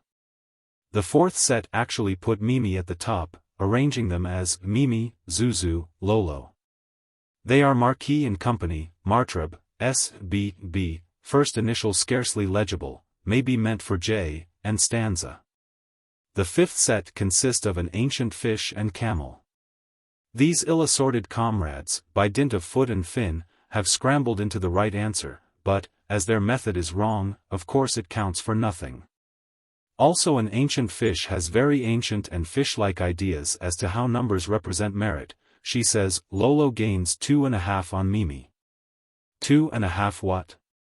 Fish, fish, art thou in thy duty? Of the 5 winners I put Bulbus and the elder traveller slightly below the other 3, Bulbus for defective reasoning, the other for scanty working. Bulbus gives 2 reasons for saying that addition of marks is not the right method, and then adds, it follows that the decision must be made by multiplying the marks together. This is hardly more logical than to say, this is not spring, therefore it must be autumn. Class list. Dynamite. E. B. D. L. Joram. Bulbus. The elder traveller. With regard to Not V, I beg to express to vis inertia and to any others who, like her, understood the condition to be that every marked picture must have 3 marks. My sincere regret that the unfortunate phrase, fill the columns with oughts and crosses, should have caused them to waste so much time and trouble.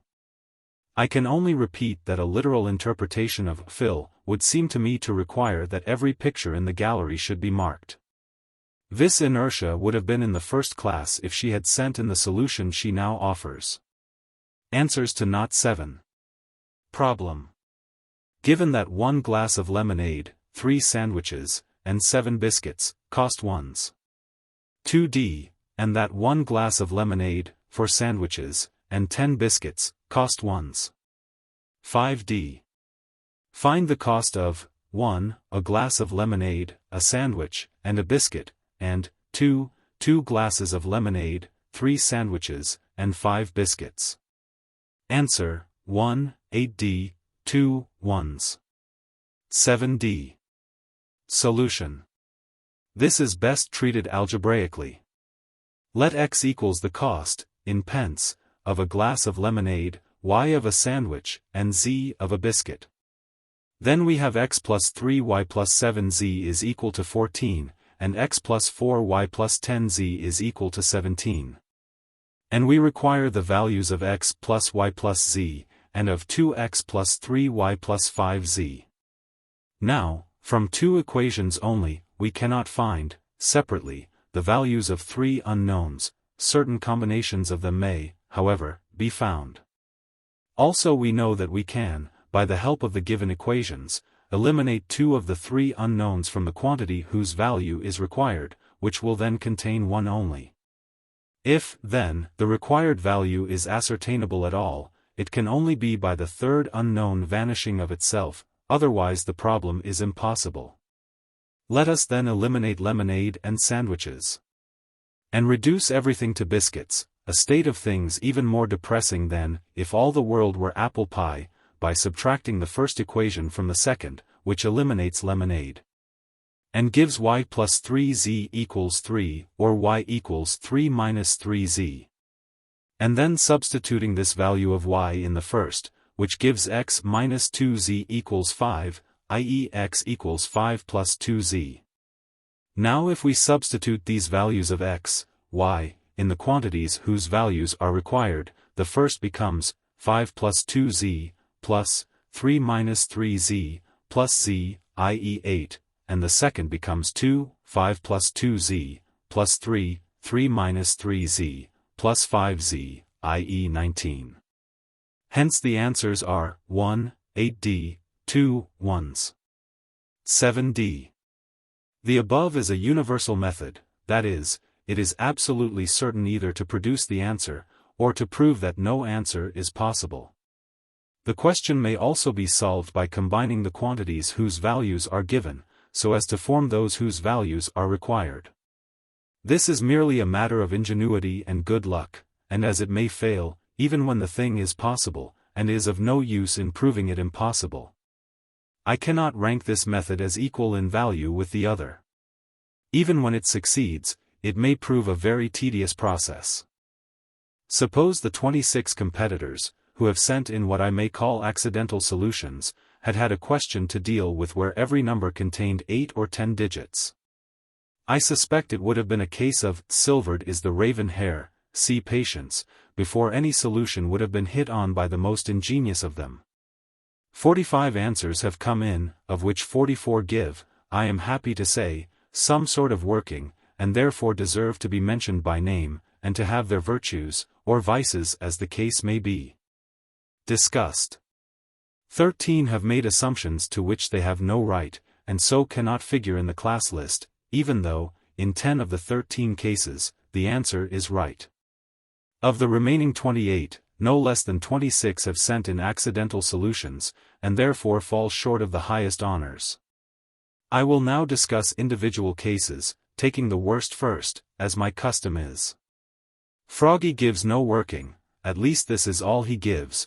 After stating the given equations, he says, therefore the difference, 1 sandwich plus 3 biscuits, equals 3d. Then follow the amounts of the unknown bills, with no further hint as to how he got them. Froggy has had a very narrow escape of not being named at all.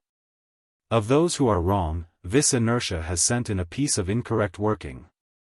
Peruse the horrid details, and shudder. She takes X, call it Y, as the cost of a sandwich, and concludes, rightly enough, that a biscuit will cost. She then subtracts the second equation from the first, and deduces. By making 2 mistakes in this line, she brings out. Try it again, O Vis Inertia. Away with inertia, infuse a little more vis, and you will bring out the correct, though uninteresting, result, 0 is equal to 0.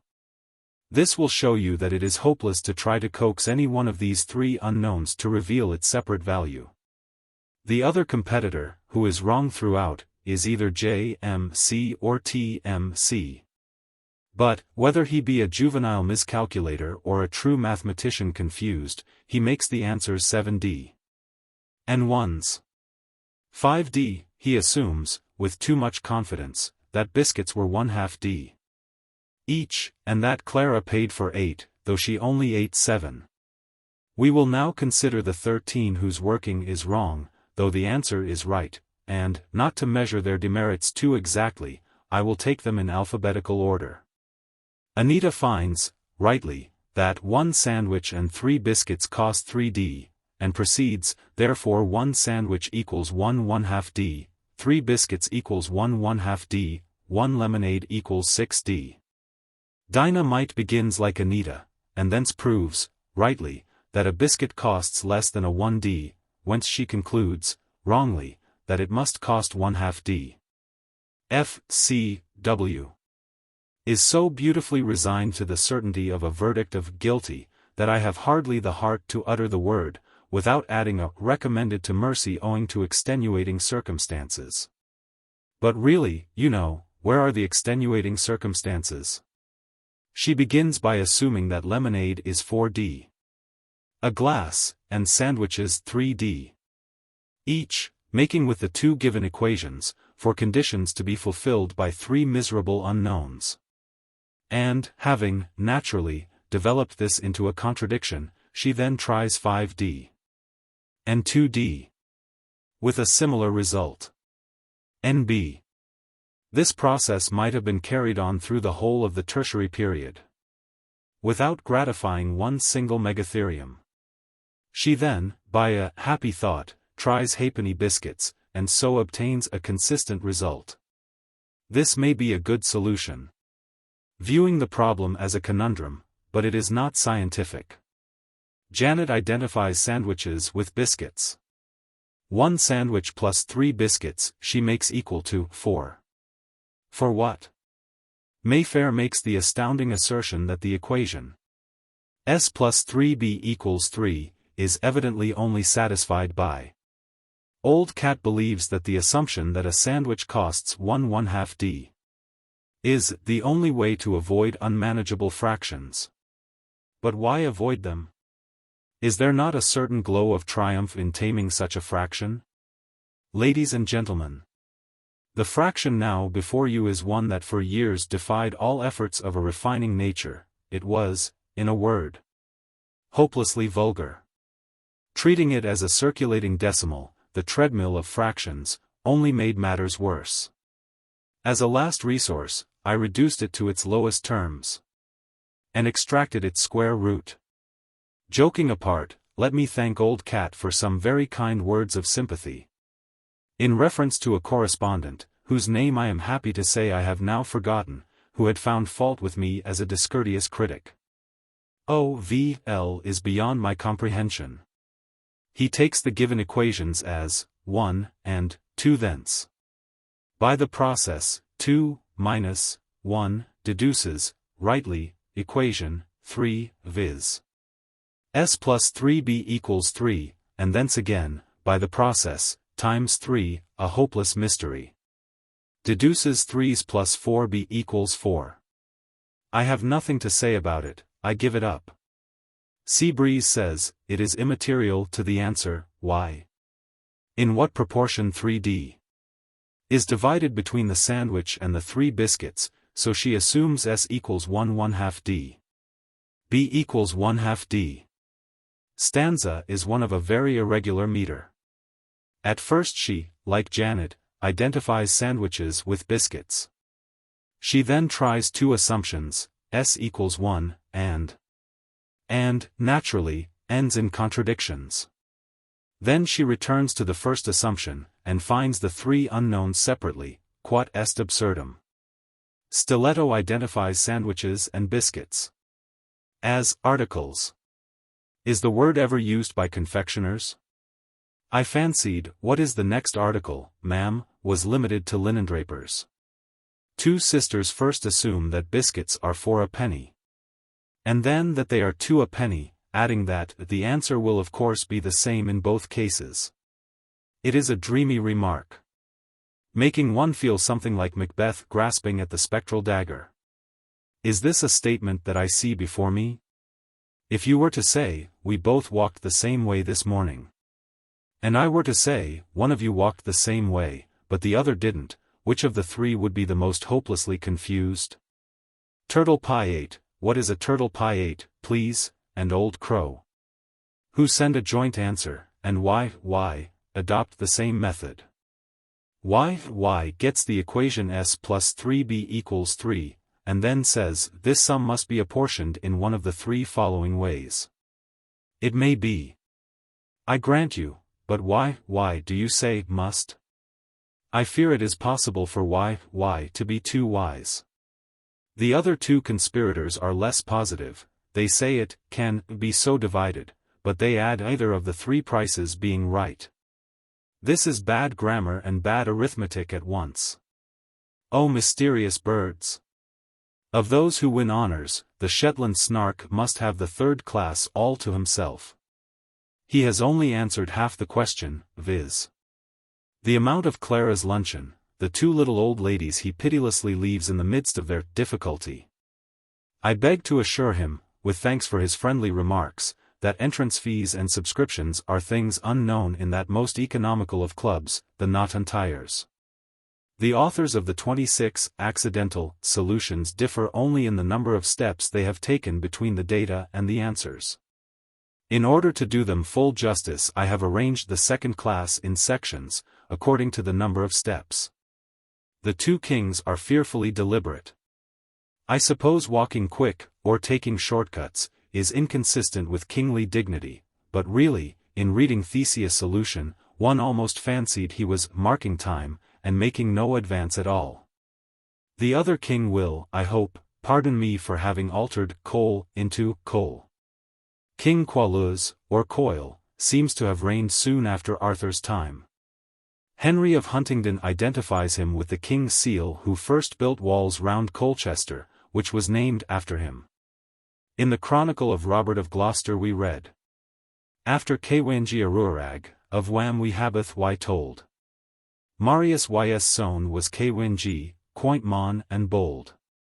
And Ys Sown was after Hym, Coil was Ys name. Boda it were quoint men, and of noble fame. Bulbus lays it down as a general principle that, in order to ascertain the cost of any one luncheon, it must come to the same amount upon two different assumptions. Query. Should not it be we? Otherwise the luncheon is represented as wishing to ascertain its own cost. He then makes two assumptions, one, that sandwiches cost nothing. The other, that biscuits cost nothing. Either arrangement would lead to the shop being inconveniently crowded. And brings out the unknown luncheons as 8d. And 19d, on each assumption. He then concludes that this agreement of results shows that the answers are correct. Now I propose to disprove his general law by simply giving one instance of its failing. One instance is quite enough. In logical language, in order to disprove a universal affirmative, it is enough to prove its contradictory, which is a particular negative.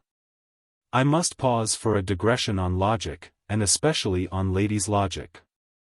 The universal affirmative "everybody says he's a duck" is crushed instantly by proving the particular negative "Peter says he's a goose," which is equivalent to "Peter does not say he's a duck."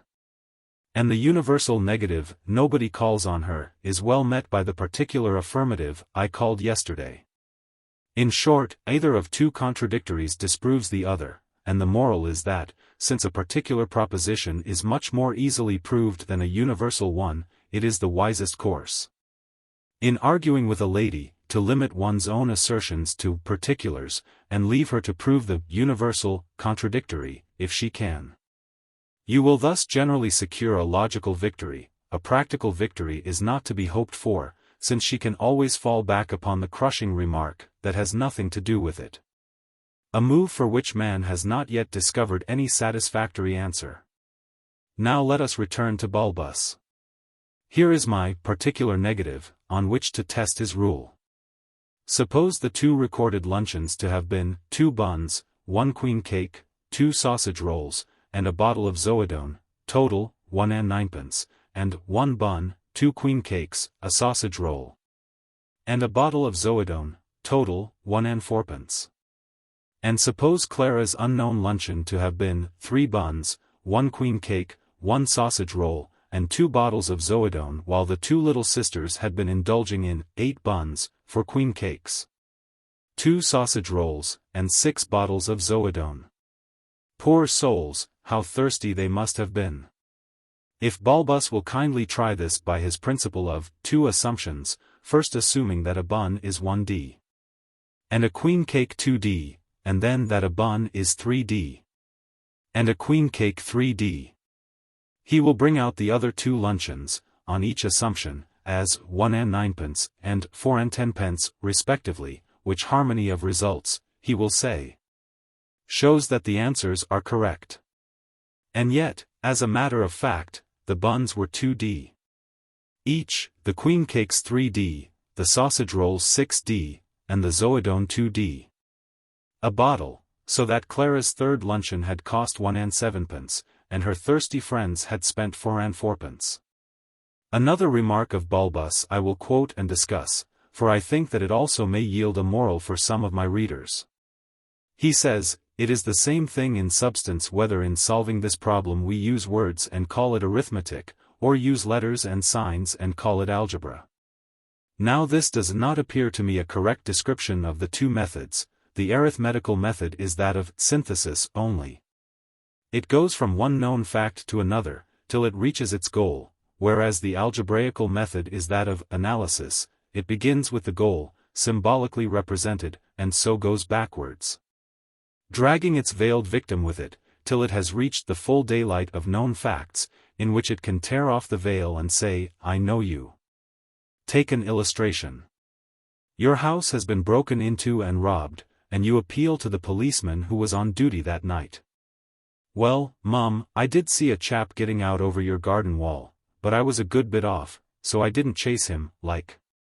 I just cut down the short way to the Checkers, and who should I meet but Bill Sykes, coming full split round the corner. So I just ups and says, 'My lad, you're wanted.' That's all I says. And he says, 'I'll go along quiet, Bobby,' he says, without the derbies, he says. There's your arithmetical policeman. Now try the other method. I seed somebody a-running, but he was well gone or ever I got nigh the place. So I just took a look round in the garden. And I noticed the footmarks, where the chap had come right across your flower beds. They was good big footmarks sure ly. And I noticed as the left foot went down at the heel, ever so much deeper than the other. And I says to myself, the chap's been a big hulking chap, and he goes lame on his left foot. And I rubs my hand on the wall where he got over, and there was soot on it, and no mistake. So I says to myself, now where can I light on a big man, in the chimbley sweep line, what's lame of one foot? And I flashes up promiscuous, and I says, it's Bill Sykes, says I. There is your algebraical policeman, a higher intellectual type, to my thinking, than the other. Little Jack's solution calls for a word of praise, as he has written out what really is an algebraical proof in words, without representing any of his facts as equations. If it is all his own, he will make a good algebraist in the time to come. I beg to thank Simple Susan for some kind words of sympathy, to the same effect as those received from Old Cat. Hecla and Martrab are the only two who have used a method certain either to produce the answer, or else to prove it impossible, so they must share between them the highest honors. Class List. Hecla. Martrab. Section 1, 2 steps. Adelaide. Clifton C. E. K. C. Guy. Lincoln.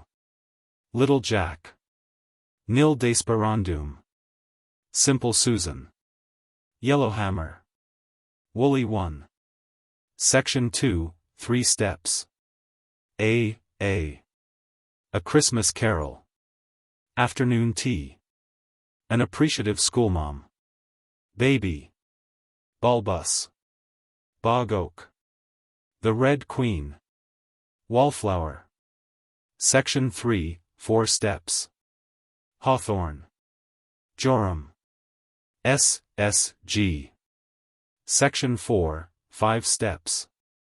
A Stepney Coach. Section 5, 6 steps. Bay Laurel. Bradshaw of the Future.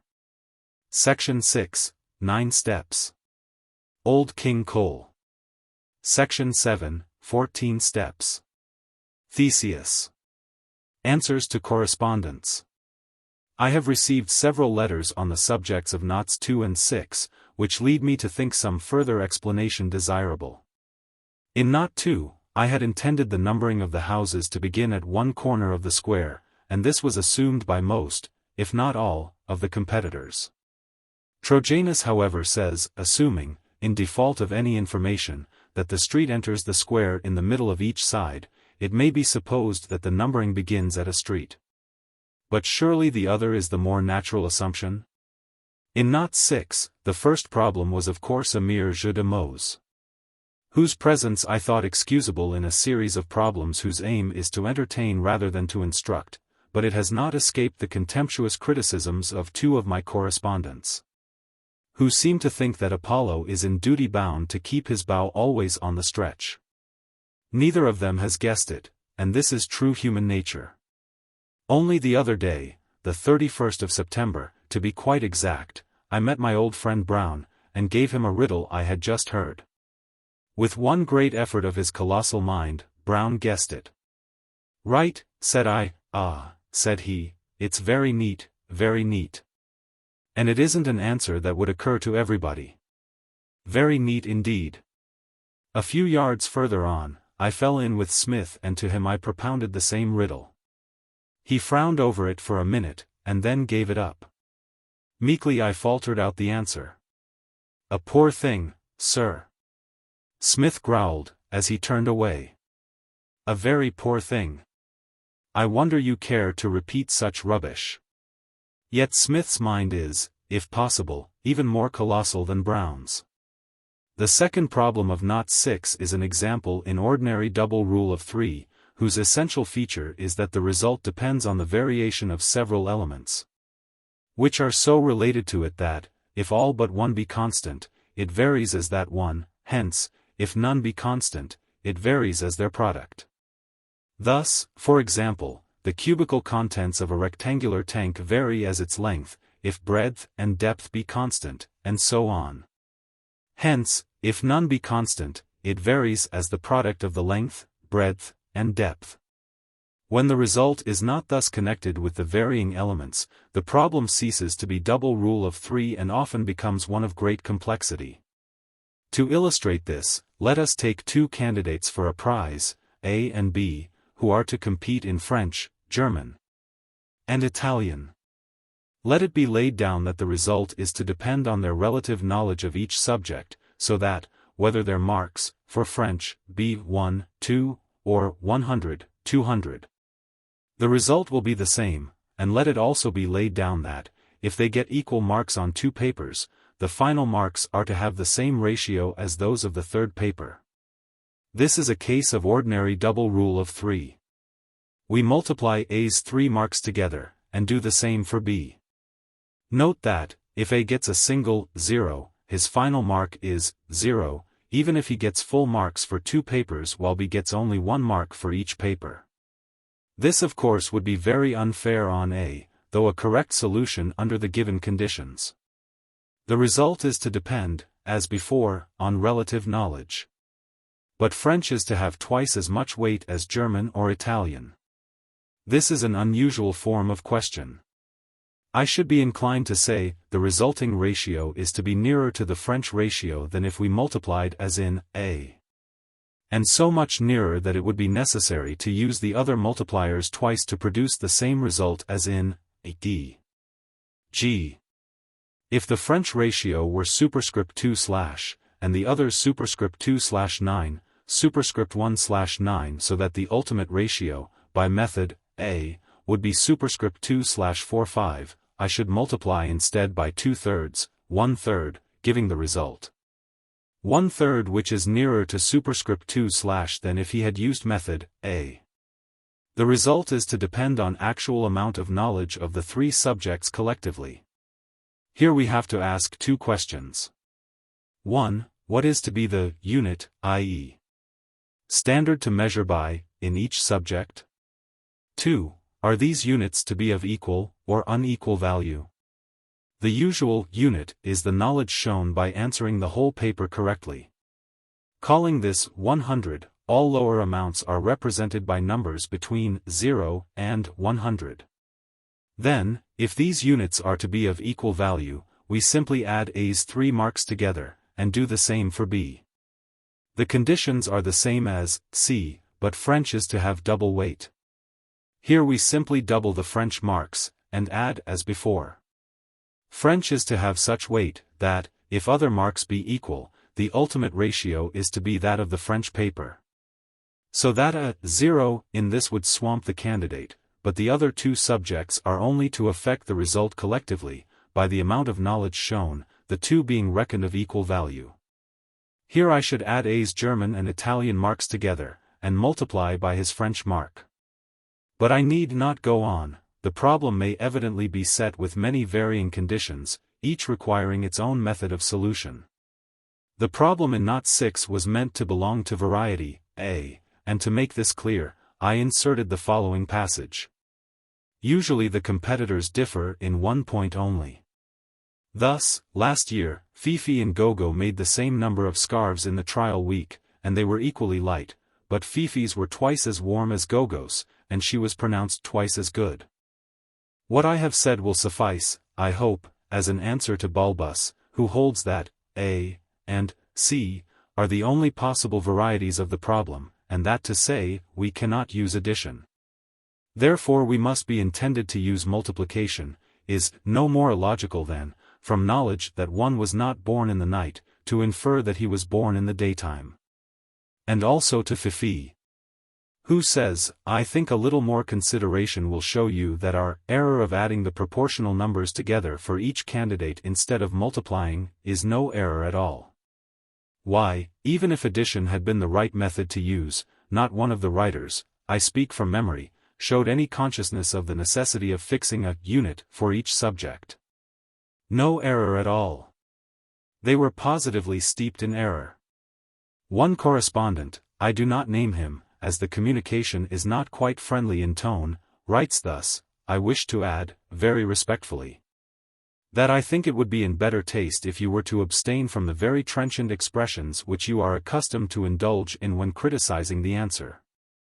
That such a tone must not be not agreeable to the persons concerned who have made mistakes may possibly have no great weight with you, but I hope you will feel that it would be as well not to employ it, unless you are quite certain of being correct yourself. The only instances the writer gives of the trenchant expressions are hapless and malefactors. I beg to assure him, and any others who may need the assurance, I trust there are none, that all such words have been used in jest, and with no idea that they could possibly annoy any one. And that I sincerely regret any annoyance I may have thus inadvertently given. May I hope that in future they will recognize the distinction between severe language used in sober earnest, and the words of unmeant bitterness, which Coleridge has alluded to in that lovely passage beginning, a little child, a limber elf. If the writer will refer to that passage, or to the preface to Fire, Famine, and Slaughter, he will find the distinction, for which I plead, far better drawn out than I could hope to do in any words of mine. The writer's insinuation that I care not how much annoyance I give to my readers I think it best to pass over in silence, but to his concluding remark I must entirely demur. I hold that to use language likely to annoy any of my correspondents would not be in the least justified by the plea that I was quite certain of being correct. I trust that the Not-Untiers and I are not on such terms as those. I beg to thank G.B. for the offer of a puzzle, which, however, is too like the old one. Make 4 9s into 100. Answers to Knot 8. Section 1, The Pigs. Problem. Place 24 pigs in 4 sties so that, as you go round and round, you may always find the number in each sty nearer to 10 than the number in the last. Answer. Place 8 pigs in the first sty, 10 in the second, nothing in the third, and 6 in the fourth. 10 is nearer 10 than 8, nothing is nearer 10 than 10, 6 is nearer 10 than nothing, and 8 is nearer 10 than 6. This problem is noticed by only 2 correspondents. Bulbus says, it certainly cannot be solved mathematically, nor do I see how to solve it by any verbal quibble.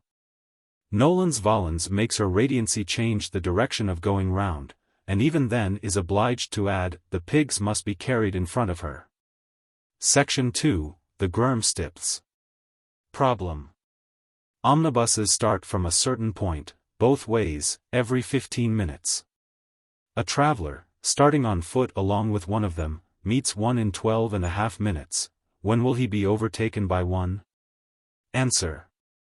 In 6.25 minutes. Solution. Let be the distance an omnibus goes in 15 minutes, and x the distance from the starting point to where the traveler is overtaken. Since the omnibus met is due at the starting point in 2.5 minutes, it goes in that time as far as the traveler walks in 12.5, i.e. it goes 5 times as fast. Now the overtaking omnibus is behind the traveler when he starts, and therefore goes a plus x, while he goes x. Hence a plus x equals 5x, i.e. 4x equals a, and this distance would be traversed by an omnibus in minutes, and therefore by the traveler in. Hence he is overtaken in 18.75 minutes after starting, i.e. in 6.25 minutes after meeting the omnibus. 4 answers have been received, of which 2 are wrong.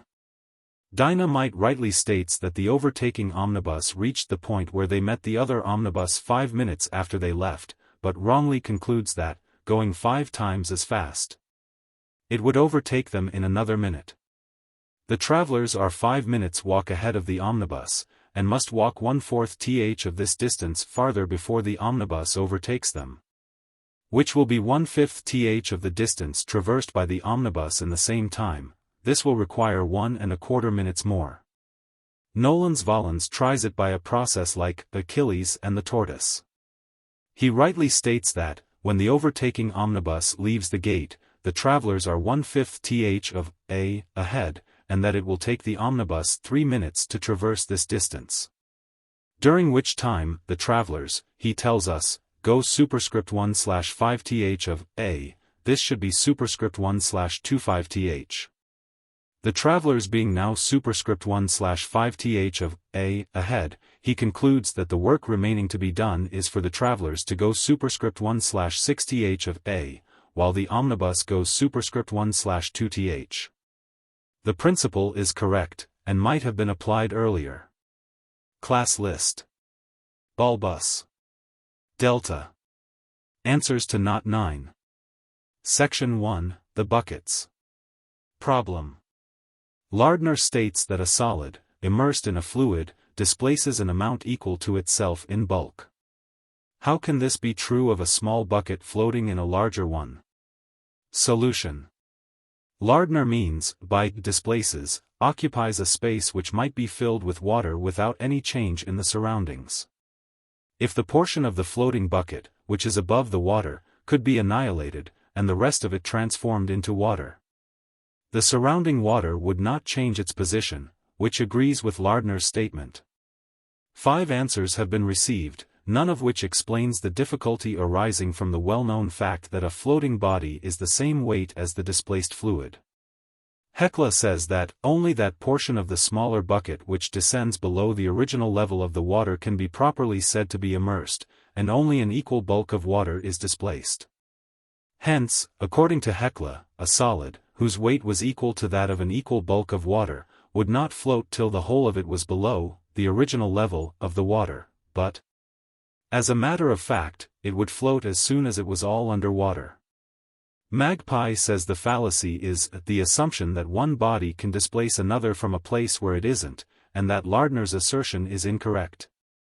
Except when the containing vessel was originally full to the brim. But the question of floating depends on the present state of things, not on past history.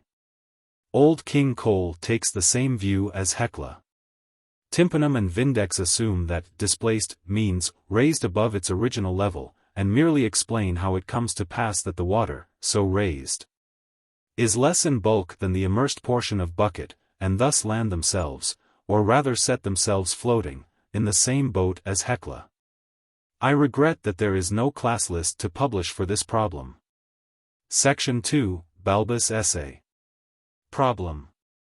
Bulbus states that if a certain solid be immersed in a certain vessel of water, the water will rise through a series of distances, 2 inches, 1 inch, half an inch, etc., which series has no end. He concludes that the water will rise without limit. Is this true? Solution, no. This series can never reach 4 inches, since, however many terms we take, we are always short of 4 inches by an amount equal to the last term taken. 3 answers have been received, but only 2 seem to me worthy of honors. Tympanum says that the statement about the stick is merely a blind, to which the old answer may well be applied, solvitur ambulando, or rather mergendo. I trust Tympanum will not test this in his own person, by taking the place of the man in Bulbus' essay. He would infallibly be drowned. Old King Cole rightly points out that the series, 2, 1, etc., is a decreasing geometrical progression, while Vindex rightly identifies the fallacy as that of Achilles and the tortoise. Class list. Old King Cole. Vindex. Section 3, The Garden. Problem. An oblong garden, half a yard longer than wide, consists entirely of a gravel walk, spirally arranged, a yard wide and 3,630 yards long. Find the dimensions of the garden. Answer, 60, 60.5. Solution. The number of yards and fractions of a yard traversed in walking along a straight piece of walk, is evidently the same as the number of square yards and fractions of a square yard contained in that piece of walk, and the distance, traversed in passing through a square yard at a corner, is evidently a yard. Hence the area of the garden is 3,630 square yards, i.e., if x be the width. Solving this quadratic, we find x equals 60. Hence the dimensions are 60, 60.5. 12 answers have been received, 7 right and 5 wrong. C. G. L. Nabob, Old Crow, and Tympanum assume that the number of yards in the length of the path is equal to the number of square yards in the garden. This is true, but should have been proved. But each is guilty of darker deeds. C.G.L.'s working consists of dividing 3,630 by 60. Whence came this divisor, O Sigil? Divination? Or was it a dream? I fear this solution is worth nothing. Old Crow's is shorter, and so, if possible, worth rather less. He says the answer is at once seen to be 60 times 61/2. Nabob's calculation is short, but as rich as a nabob in error. He says that the square root of 3,630, multiplied by 2, equals the length plus the breadth. That is 60.25 times 2 equals 120.5. His first assertion is only true of a square garden. His second is irrelevant, since 60.25 is not the square root of 3,630. Nay, Bob, this will not do. Tympanum says that, by extracting the square root of 3,630, we get 60 yards with a remainder of superscript 3/6, or half a yard, which we add so as to make the oblong 60 times 60.5. This is very terrible, but worse remains behind. Tympanum proceeds thus, but why should there be the half yard at all? Because without it there would be no space at all for flowers. By means of it, we find reserved in the very center a small plot of ground, 2 yards long by half a yard wide, the only space not occupied by walk. But Bulbus expressly said that the walk used up the whole of the area. Oh, Tympanum! My tympa is exhausted, my brain is number. I can say no more. Hecla indulges, again and again, in that most fatal of all habits in computation, the making two mistakes which cancel each other. She takes x as the width of the garden, in yards, and as its length, and makes her first coil the sum of x minus 1, i.e. for x minus 3, but the fourth term should be, so that her first coil is 1/2 a yard too long. Her second coil is the sum of x minus 3, here the first term should be x minus 2 and the last, these two mistakes cancel, and this coil is therefore right. And the same thing is true of every other coil but the last, which needs an extra half yard to reach the end of the path, and this exactly balances the mistake in the first coil. Thus the sum total of the coils comes right though the working is all wrong. Of the 7 who are right, Dynamite, Janet, Magpie, and Taffy make the same assumption as C, G, L and company. They then solve by a quadratic. Magpie also tries it by arithmetical progression, but fails to notice that the first and last coils have special values. Alumnus Etoni attempts to prove what C, G, L assumes by a particular instance, taking a garden 6 by 5.5. He ought to have proved it generally. What is true of one number is not always true of others. Old King Cole solves it by an arithmetical progression. It is right, but too lengthy to be worth as much as a quadratic. Vindex proves it very neatly, by pointing out that a yard of walk measured along the middle represents a square yard of garden. Whether we consider the straight stretches of walk or the square yards at the angles, in which the middle line goes half a yard in one direction and then turns a right angle and goes half a yard in another direction. Class list. Vindex. Alumnus Etoni. Old King Cole. Dynamite. Janet. Magpie. Taffy. Answers to Not X. Section 1, The Chelsea Pensioners. Problem. If 70% have lost an eye, 75% an ear, 80% an arm, 85% a leg, what percentage, at least, must have lost all 4? Answer, 10. Solution. I adopt that of Polar Star, as being better than my own. Adding the wounds together, we get 70 plus 75 plus 80 plus 85 is equal to 310, among 100 men, which gives 3 to each, and 4 to 10 men. Therefore the least percentage is 10. 19 answers have been received. 1 is 5, but, as no working is given with it, it must, in accordance with the rule, remain a deed without a name. Janet makes it 35 and superscript 2/ths.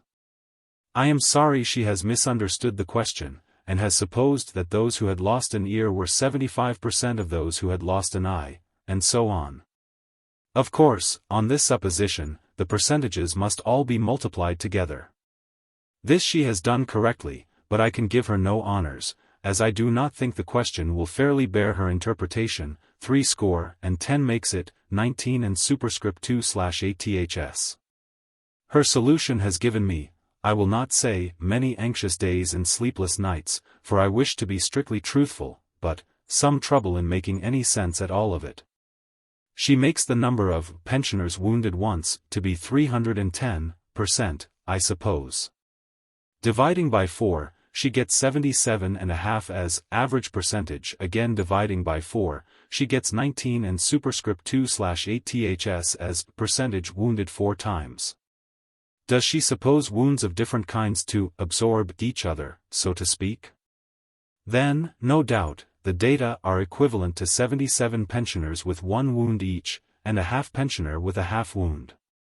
And does she then suppose these concentrated wounds to be transferable, so that superscript 2/4ths of these unfortunates can obtain perfect health by handing over their wounds to the remaining 1/4th? Granting these suppositions, her answer is right, or rather, if the question had been, a road is covered with 1 inch of gravel, along 77.5% of it. How much of it could be covered 4 inches deep with the same material, her answer would have been right. But alas, that wasn't the question. Delta makes some most amazing assumptions. Let everyone who has not lost an eye have lost an ear, let everyone who has not lost both eyes and ears have lost an arm. Her ideas of a battlefield are grim indeed. Fancy a warrior who would continue fighting after losing both eyes, both ears, and both arms. This is a case which she, or it, evidently considers possible. Next come 8 writers who have made the unwarrantable assumption that, because 70% have lost an eye, therefore 30% have not lost one, so that they have both eyes. This is illogical. If you give me a bag containing 100 sovereigns, and if in an hour I come to you, my face not beaming with gratitude nearly so much as when I received the bag, to say, I am sorry to tell you that 70 of these sovereigns are bad. Do I thereby guarantee the other 30 to be good? Perhaps I have not tested them yet. The sides of this illogical octagon are as follows, in alphabetical order: Algernon Bray, Dynamite, G, S, C, Jane E, J, D, W. Magpie, who makes the delightful remark, therefore 90% have 2 of something, recalling to one's memory that fortunate monarch, with whom Xerxes was so much pleased that he gave him 10 of everything. S, S, G, and Tokyo. Bradshaw of the Future and T.R. do the question in a piecemeal fashion, on the principle that the 70% and the 75%, though commenced at opposite ends of the 100, must overlap by at least 45%, and so on. This is quite correct working, but not, I think, quite the best way of doing it. The other 5 competitors will, I hope, feel themselves sufficiently glorified by being placed in the first class, without my composing a triumphal ode for each.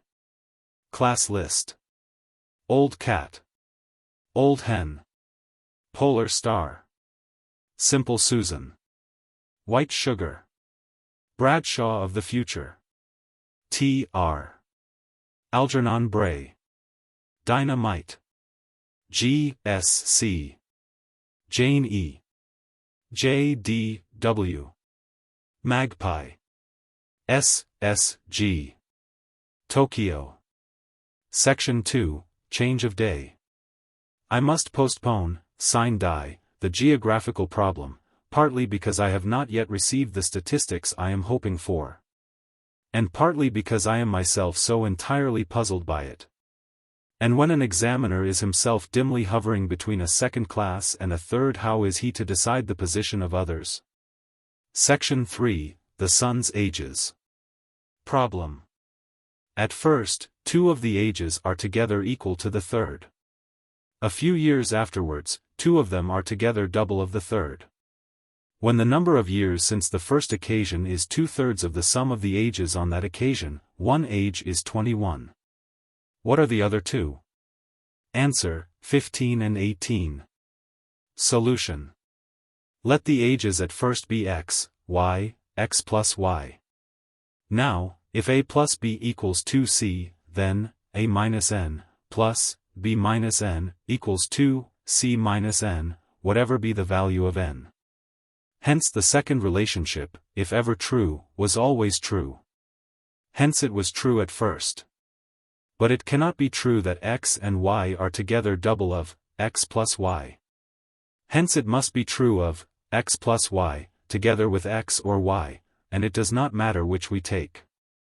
We assume, then, x plus y, plus x equals 2y, i.e. y equals 2x. Hence the 3 ages were, at first, x, 2x, 3x, and the number of years, since that time is 2/3 of 6x, i.e. is 4x. Hence the present ages are 5x, 6x, 7x. The ages are clearly integers, since this is only the year when one of my sons comes of age. Hence 7x equals 21, x equals 3, and the other ages are 15, 18. 18 answers have been received. One of the writers merely asserts that the first occasion was 12 years ago, that the ages were then 9, 6, and 3.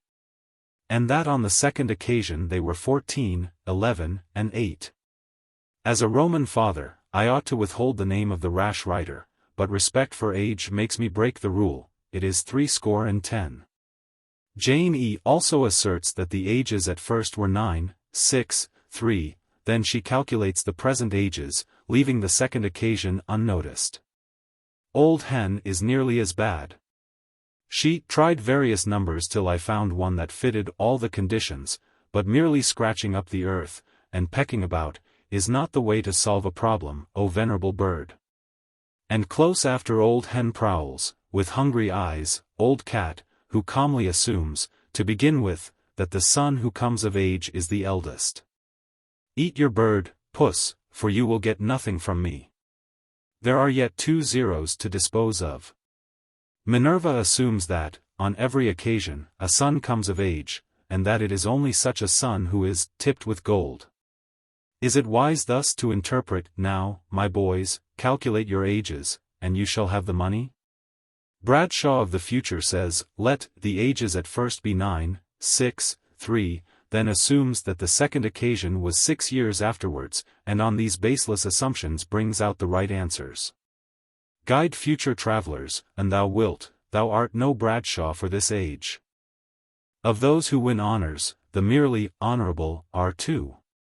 Dynamite ascertains, rightly, the relationship between the 3 ages at first, but then assumes one of them to be 6, thus making the rest of her solution tentative. M.F.C.